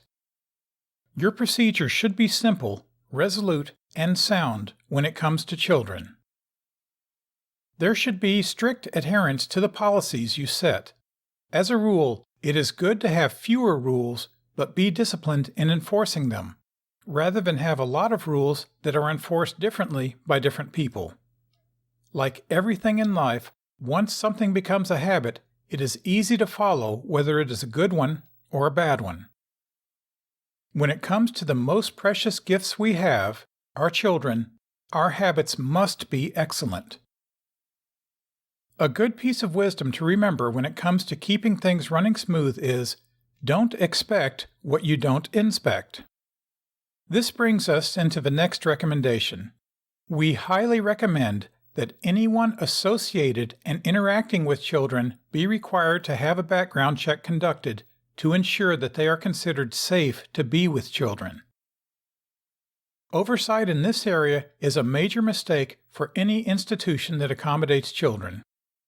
In fact, many public schools have now implemented the background check procedure to the point that even if a parent is a chaperone for their own child but has to interact with the children of others on a school trip or other function, they are also required to have a background check. For some, this may seem as an invasive measure, especially since you may be dealing with Sister So-and-so, who you have known for years. However, those who are truly dedicated to that ministry and whose first priority is to protect the children should understand and have no problem having their background checked. It should be noted that even with a background check that comes back clean, it is very important to know those who labor among you. It is a fact that a majority of pedophiles don't get caught till they have repeated the act multiple times. Therefore, knowing a person's character is equally as important as a clean background check. While this can be a sensitive matter if handled with love and clear explanation, it will weed out many people who otherwise may have applied that might not be able to pass a background check. For that reason alone, it is good to have this as a standard operational procedure.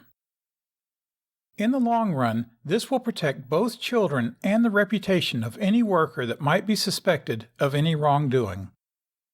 Certainly, if someone knows they cannot pass a background check, it would be quite unlikely that they would submit to one.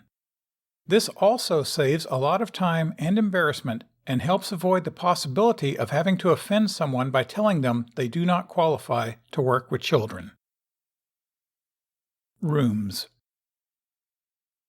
Depending on your budget, Sunday school and child care program rooms should have security cameras that feed into a quality recording system. Also, it is great to have a monitor that can be watched by the ushers in the event of a problem. Once again, if people know there are cameras present, it tends to keep the wrong type of people out of those areas. This also allows you to always have video evidence in the event anything unfortunate happens, or perhaps even if someone is falsely accused, which is happening more frequently in our litigious culture. In these types of situations, a picture is truly worth 1,000 words, and oftentimes thousands of dollars. These rooms should also have windows for both parents and ushers to view what is going on, as well as all doors should be able to be locked in the event of an emergency. It is always advisable that all teachers carry a cell phone in class again in case an emergency arises. Once again, it is important that we take every reasonable precaution to protect the most precious and yet most vulnerable resources of the church, its young people. By carrying out these different policies, we make the church a harder target, and anyone looking for an easy situation to perpetrate evil will move on to a softer target down the road. The offices. We cannot address everything you keep in your offices, but suffice it to say there is equipment, computers, etc., as well as confidential financial documents and sensitive information about both church members and staff. There is some type of value that can be placed on all of them. Whether a monetary value or personal information, it is critical that we are diligent to safeguard them from the wrong hands. Church membership files contain enough information that when in the wrong hands can put a church member at risk for identity theft, home burglary, or even physical harm. These files should be maintained in a locked cabinet within a locked office. Access to these files should be limited to authorized administrative church personnel. Once again, the world has led the way in trying to keep people's privacy protected. The HIPAA Act, Health Insurance Portability and Accountability Act, is a good example of the extremes our Western culture will go to help keep our private lives private. It goes without saying that all computers should be password protected, and only those who are trusted employees and/or workers in the church that need access should have it. Open doors with unoccupied offices can breed unwanted curiosity as well as an open invitation to someone intending on doing wrong. Offices should be secured at all times when they are not occupied. Access should be limited to authorized church personnel or those members conducting church business only. Access control should not emulate trying to enter a fortress or be manned by harsh faces, but should be dealt with by intelligent measures balanced with love and grace. This process can be started today and save a lot of trouble tomorrow. Nurseries. The church nursery is one of the most vulnerable areas of a church, and that is because it contains our most vulnerable members, babies. As mentioned before, all nursery workers must be trusted members who have passed a background check. Nursery doors should always have windows on them so that a parent walking by can look in and check on their child. Our personal opinion is that nursery doors should remain locked at all times, both for the protection of the children getting out and unwanted visitors getting in.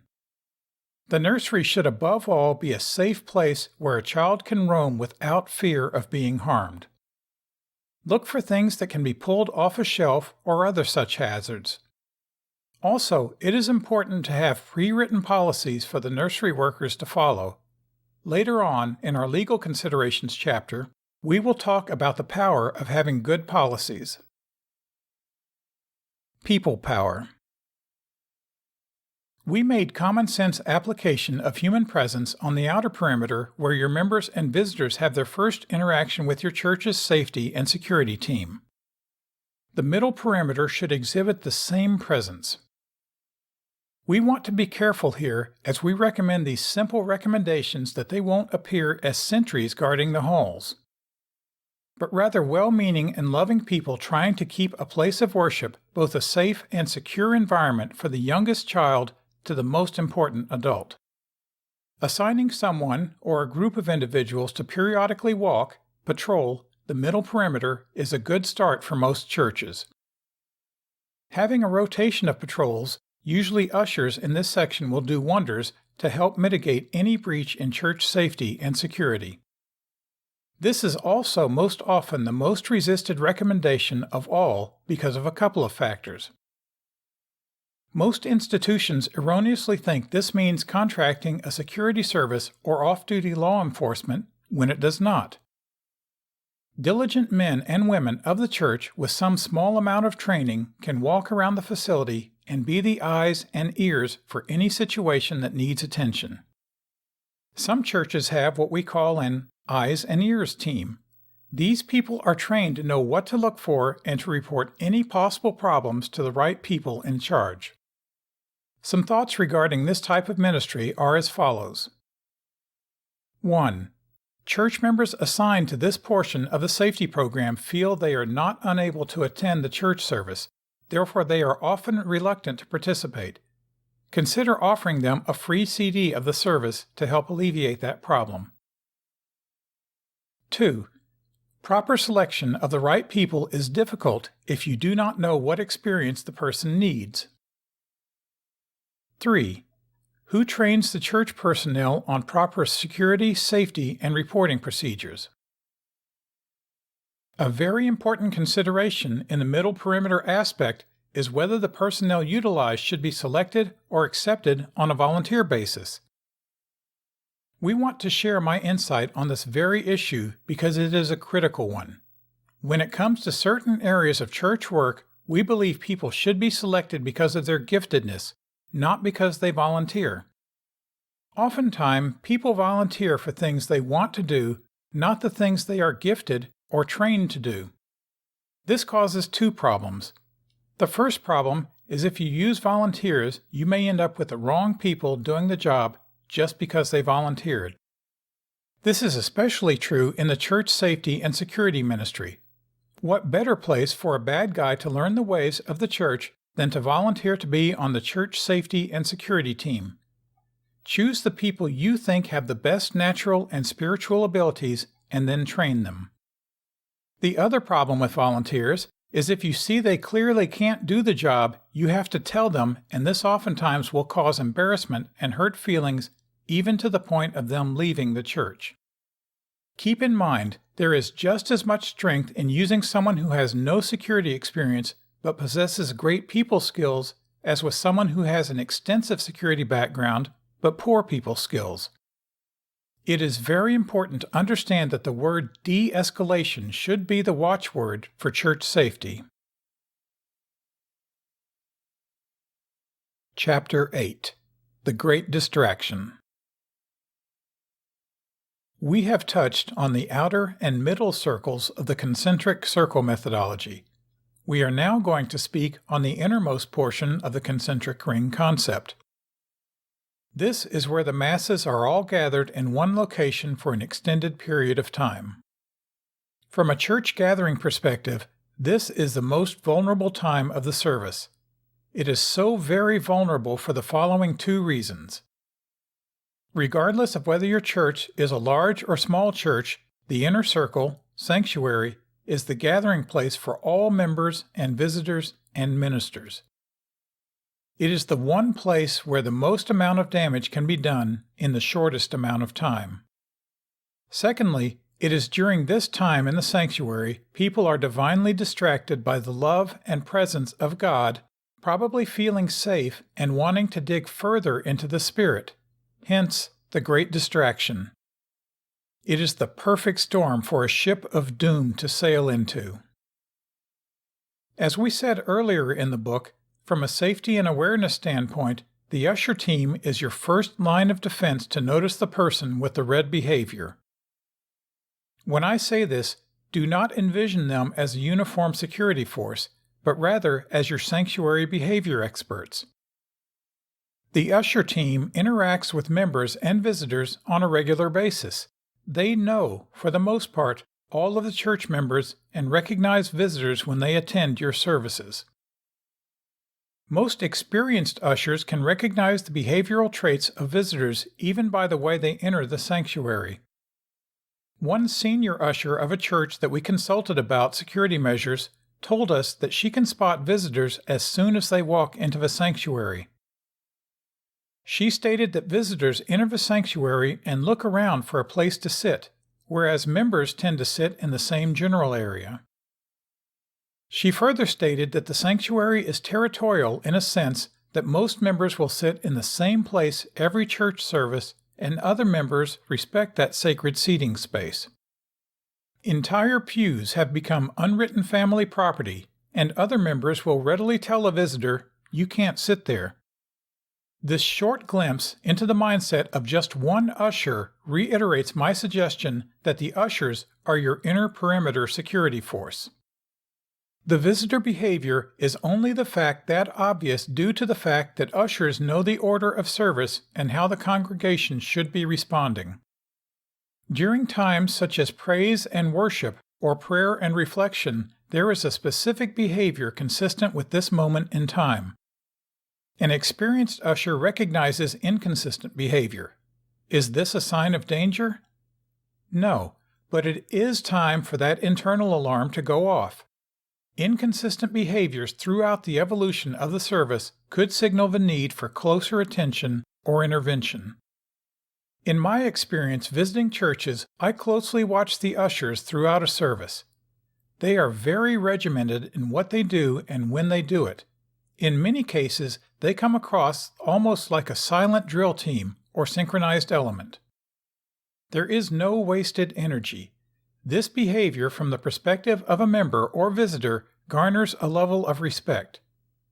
Ushers are some of the most visible church staff during church gatherings. Their expertise in the order of the church gathering is priceless. In their process of performing their duties, they are unknowingly providing a safe environment. When an usher is properly trained, their knowledge can be fine-tuned into a formidable proactive force. In my experience with consulting church security, I have found that the ushers readily accept this added responsibility. In most of the cases, they feel that it was their implied duties already. There is a perfect synergy between existing responsibilities and refined proactive measures. The transition between being your standard well-trained usher to an usher with proactive protection mindset is not as difficult as it sounds. Ushers are a similar equivalent to the close protection that you see with the President of the United States. Each individual is highly trained to address every problem. Having that sense of security within the church gives your members added comfort because it will be noticeable. Addressing responses to many potential problems in the church can be set in place so that if any problem escalates, the proper response is made without having to waste any time. As we mentioned in Chapter 5, the response to any given situation must be consistent with the issue, and if not trained properly, a wrong response can escalate your problem to an unnecessary level and put your church at risk. This is the importance of training. We are not implying that your ushers need to be the equivalent to a Special Forces church unit. However, we do feel that they should be a church unit with special training. We have witnessed a clear difference in how the ushers perform their duties after they have been trained in proactive measures. They tend to speak more to people and to analyze their response behavior, as well as more observant of the entire sanctuary. Well-trained ushers are a priceless commodity in the whole scheme of church protection. Depending on the order of the church services, your ushers can be easily trained to add a more protective value to specific times, such as offerings or when the shepherd leaves the pulpit and interacts within the congregation. This chapter is not aimed at offering protective training or instruction, but rather to open your mind to options that are available to maximize your existing personnel. There are qualified experts in the protection industry who can teach these protocols and drill the information until it becomes second nature and automatic. The importance of training is to work at things not just till you get them right, but till you can't get them wrong.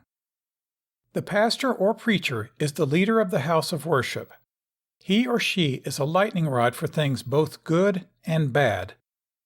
Along with that responsibility will come both adoration, accolades, as well frustration, jealousy, and even anger. Protecting the leader of the house of worship is a very important yet specific task. It has to be done in a way that does not make the members feel that he or she is not being kept away from their pastor, yet done in a manner that makes him or her not physically accessible to inflict harm. Proper training is highly recommended in larger churches where there is a specific security team assigned to protect the pastor. Specific assignments and positions are installed to provide a protective bubble to the pastor to allow him/her to move freely within the house of worship, yet have some form of protection. In smaller churches where there is not a specific team assigned to provide this protection, there should be training incorporated that incorporates the staff that is working each church service. One of the ways to carry out this option is by assigning specific zones within the inner perimeter or sanctuary where a staff member is responsible for the pastor's safety in that area. This option allows the pastor to move freely without the distraction of having a security team moving with them. Especially for church work, this is a much more laid-back form of security where people may not feel that their pastor is walking around with high-powered security, yet he is being watched over at all times. High-profile guests often visit churches to worship. Many of these high-profile guests do not have their own personal security, and others do not travel with their own protection team. Their safety and security becomes the responsibility of your church. As stated before, in larger churches where there is a designated security ministry, a person or persons who are assigned to high-profile guests during their visit. They are to provide safety and security of that high-profile guest and should not have any responsibility to care for the pastor during the services. In smaller churches, where there is no security ministry per se, you still want to incorporate some safety and security measures for them as a courtesy. It is better to assign an usher or other church staffer who is properly trained as we recommend to be assigned to them during their visit. This person is sole responsibility to the guest and not to respond to any unforeseen issue that occurs. The reason that we encourage this specific assignment in both large and small churches is that case studies have shown that most, if not all, attacks occur with the use of some diversion. In the midst of this diversion, if there is no clear understanding of responsibility, it is easy to have your attention distracted momentarily and not perform as expected. When the staffer completely understands who they are responsible for and know that the other staffers are properly trained and will conduct themselves appropriately, they will not hesitate to respond properly. Simply following orders will keep everyone in their land, and that will help eliminate any attacks by use of diversion.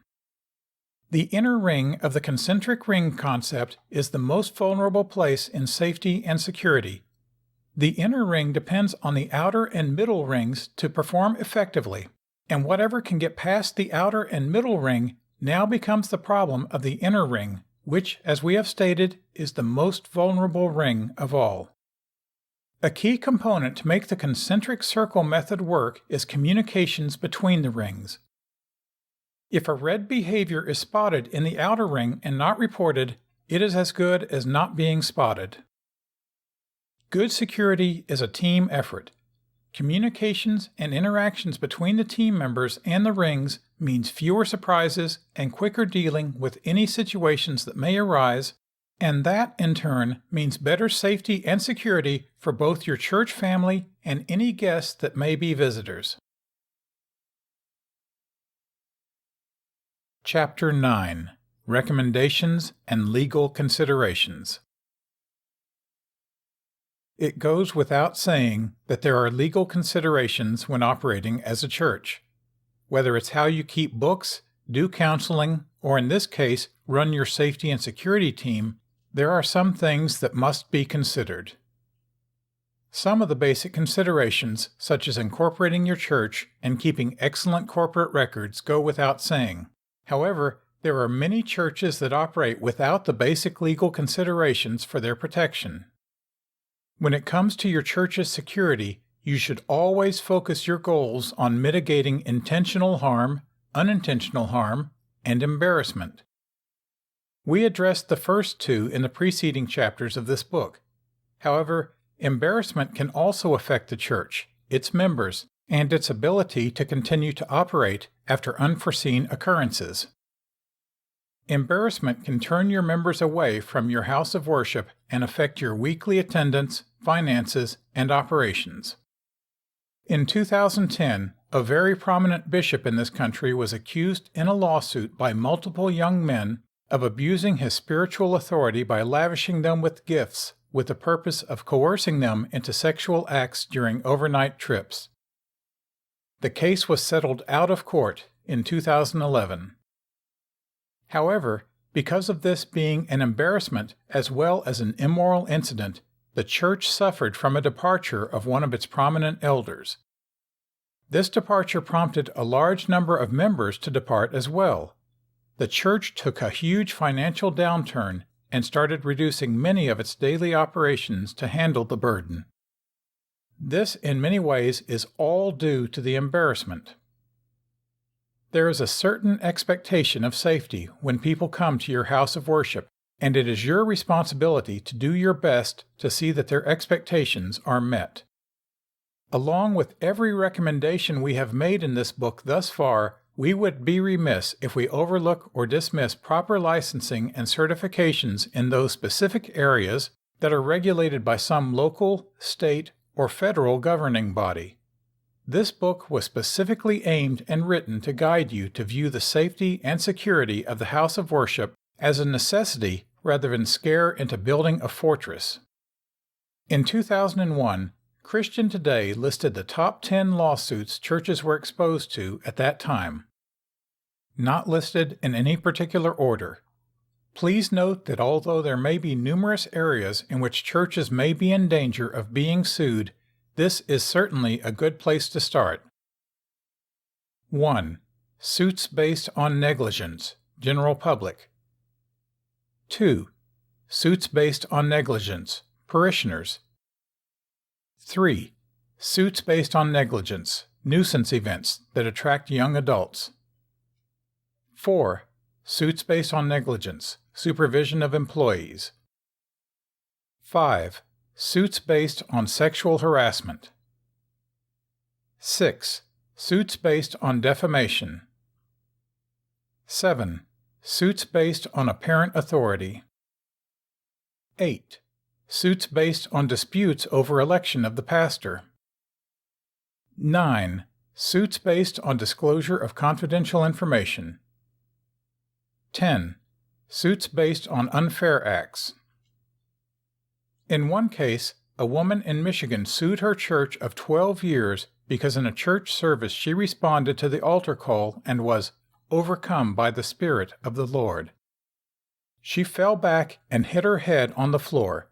She sued the church, claiming the church was negligent and that the pastor committed libel and slander against her.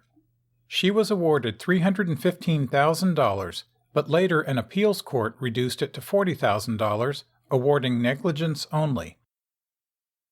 She claims that as a result of the fall, she suffers emotional and physical problems. As you can see from this lawsuit, that even in the course of spiritual flow of a service, a lawsuit can result. We strongly suggest that, in every consideration and recommendation that we have made in this book, you consult with a professional for any specific training and expertise needed in a particular area. It should also be noted that some lawsuits will not be avoided because of the litigious society that we live in. However, with due diligence in all areas of ministry life, the great majority of them will never be successful. Examples include such things as 1. Site security assessment. There is no such thing as a cookie-cutter plan to cover safety and security in every church in the same manner. Anyone telling you this either does not understand church security or does not have your overall best interest at heart. Having a qualified site security assessment completed will expose any vulnerability in your house of worship. This will allow you to plan and address specific areas of concern and not waste time, effort, or money using a one-size-fits-all approach. 2. Fire safety assessment. It is highly advised that you contact your local fire department and have them conduct a fire safety assessment. Some of the things they will deal with are the amount and placement of fire extinguishers, making sure all your exit signs and emergency lighting is in place and panic bars on egress doors where necessary. Many have avoided this needed assessment out of fear that the local fire department may limit the number of occupants that can assemble at a given size building or room. However, in the event of a fire, if the church can be proven not to have met code, they can be held accountable in a court of law. 3. EMTs.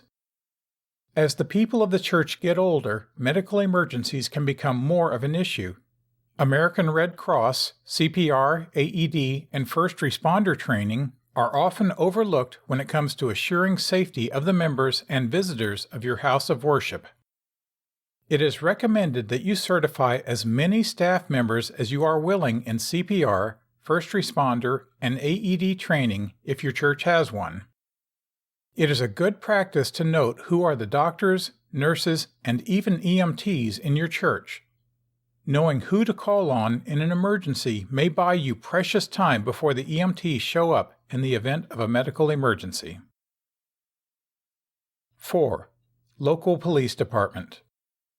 When unforeseen circumstances occur, you want the peace of mind that your local police department will respond expeditiously. Building a solid relationship with the police will ensure that response time is swift. In some cases, it is advisable to share your emergency response plans to certain scenarios with your local police department. This will help them with their response. Having a relationship with the local police also keeps them aware of your church service times. That way they know if they are responding when the house of worship is occupied or empty. The most important factor to consider in these recommendations is that by addressing your vulnerabilities, you are mitigating the risk to yourself, your congregation, and the church building itself. As we have illustrated in this book, there has been a rise in emergent incidences in churches that would require the use of safety and security measures in the church. This is the concept that we are focusing on in this book. We understand that the numbers show that the majority of the people who attend churches do so in churches with less than 100 people. With that being the case, there are usually limited financial resources available to pay for and employ full-time security staff to manage all of these different situations. We want to instill the proactive mindset within the body of the church so that it is viewed as such from the outside and will help ward off most potential problems.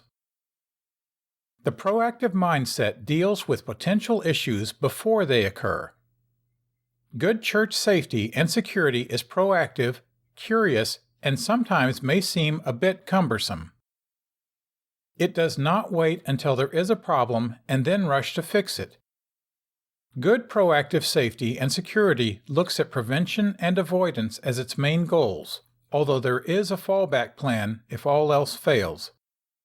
Please notice that in every emergency situation noted here, although the church must have a good response to each type of event, it is always the best procedure to call 911 as well, so that the proper authorities provide help and peace too, regardless of the situation. Glossary. Proactive measures. Proactive measures are those standards or procedures that you implement, employ, or put in place that address potential problems before they happen. For instance, having a procedure of having all church office doors locked during service hours helps eliminate anyone having access to them when they are unoccupied by office personnel. Proactive mindset. The capacity to constantly think in a manner that is focused on the safety and security of oneself, others, and the environment, and see the potential problem well before it has occurred.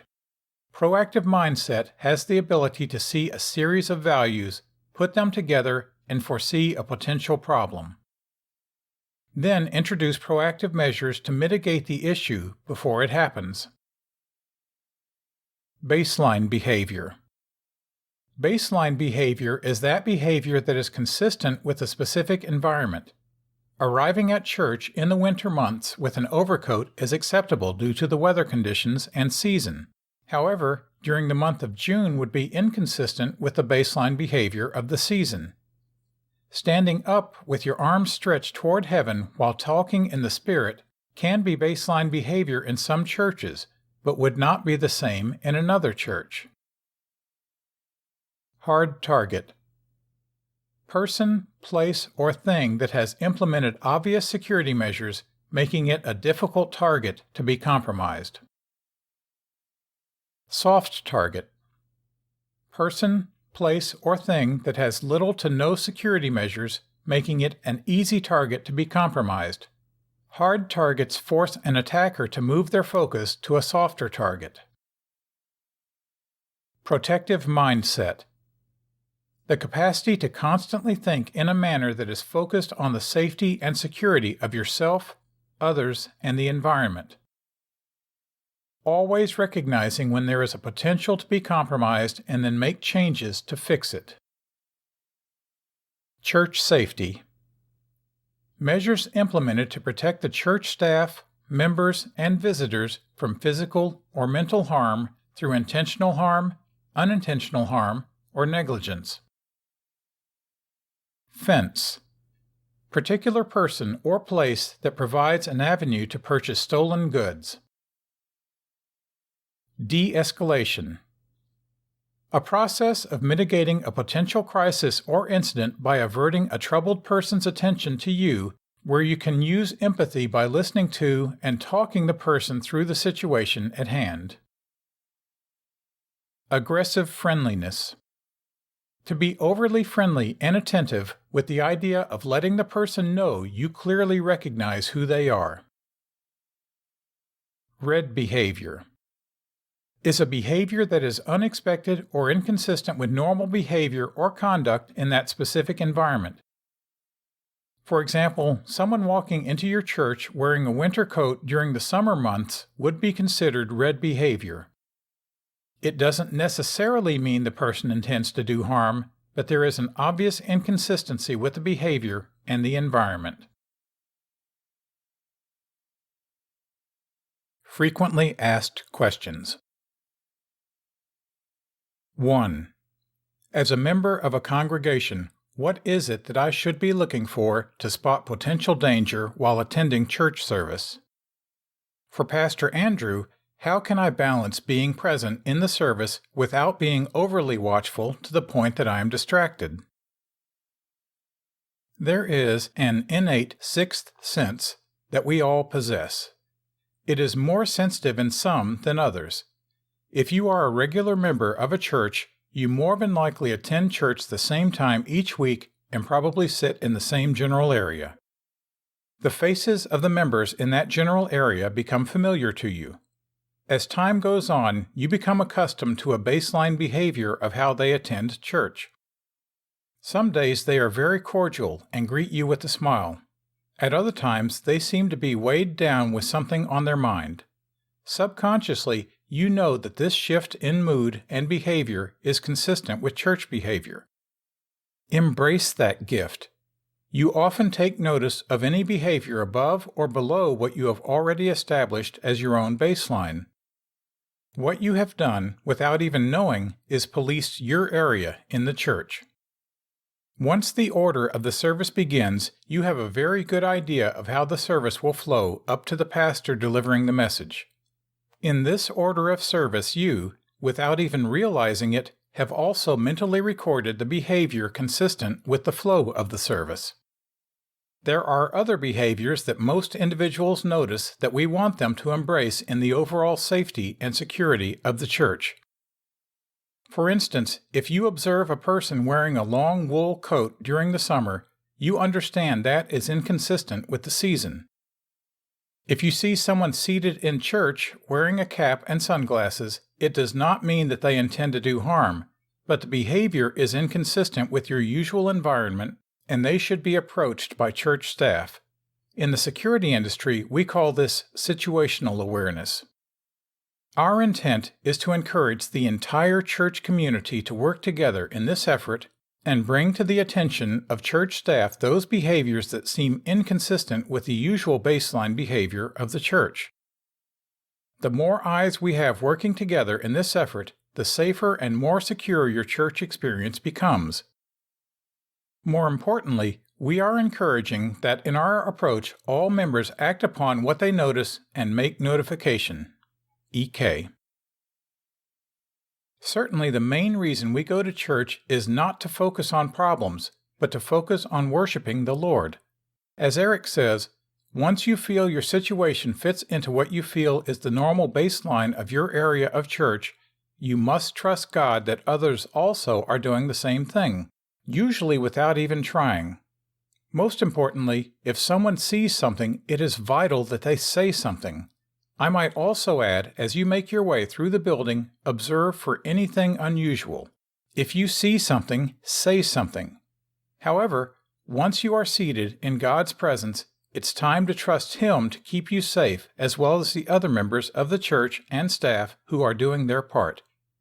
APS. 2. I notice a lot of entrances and exits in and out of the church. How do you determine the amount of security that is adequate and appropriate for a church service? The number of doors in a church should not determine the amount of safety and security staffed. For the most part, churches are not concerned with access control where you have to have a ticket to attend. There is, however, a possibility that some churches may want the flow or members to enter and depart certain doors in order to manage the flow of attendees. In this case, there should be some consideration on manning those doors that you do not want to be used as ingress or egress. In these incidences, volunteers can be used to assist in the overall intent. Empowering someone with this task goes a long way with overall vigilance in your church members. There is no exact formula to produce the absolute number of security staff to church member ratio. Some experts say that for every 100 members, you should have an additional staff member assigned to church security. This formula may work perfectly for a shareholders meeting or some other special event. However, in dealing with churches, we have to consider resources and availability of trained personnel. 3. Should churches hire uniformed or off-duty police to serve as security? There are no absolutes to this answer. However, we need to be clear that having a police presence is not an absolute deterrence in someone doing harm or committing a crime. Secondly, The average uniformed police officer is not specifically trained to perform proactive security measures. To be fair, however, there are some specialized units within some departments that are specifically trained to perform personnel protection. All police departments do not have these units, thereby leaving the pool of available officers to perform security to that of the street cop. When a church decides to use these officers, it may serve as a comfort to the people. However, the church may not understand what their true security abilities are. In some ways, having a uniformed presence can actually assist if someone wants to do harm. There is a pre-incident period where some level of surveillance is conducted to ascertain if the plan can be successfully completed. Having uniformed police can actually assist a person in knowing where the security presence is and therefore move the bad guy to a different location in the building to carry out his evil intent. 4. If I observe suspicious activity, what should I do? The first thing you want to do is contact the first church employee, servant you see and carefully articulate what you observed. It is very important that you relay accurate information regarding your observations so that there is no misunderstanding in the conversation. It is key that you convey specifically what you saw or heard and not allow yourself to imply anything that you did not see or hear. Taking note of what this person looks like, as well as clothing colors and styles they wore, can be very helpful to those given the task of finding this person as quickly as possible. Contact the authors. Dr. Andrew P. Surace, Hope Dealer 007 at AOL.com. Eric Konohia, CMAS, CMEPS. EKONOHIA at BPIGroupUSA.com.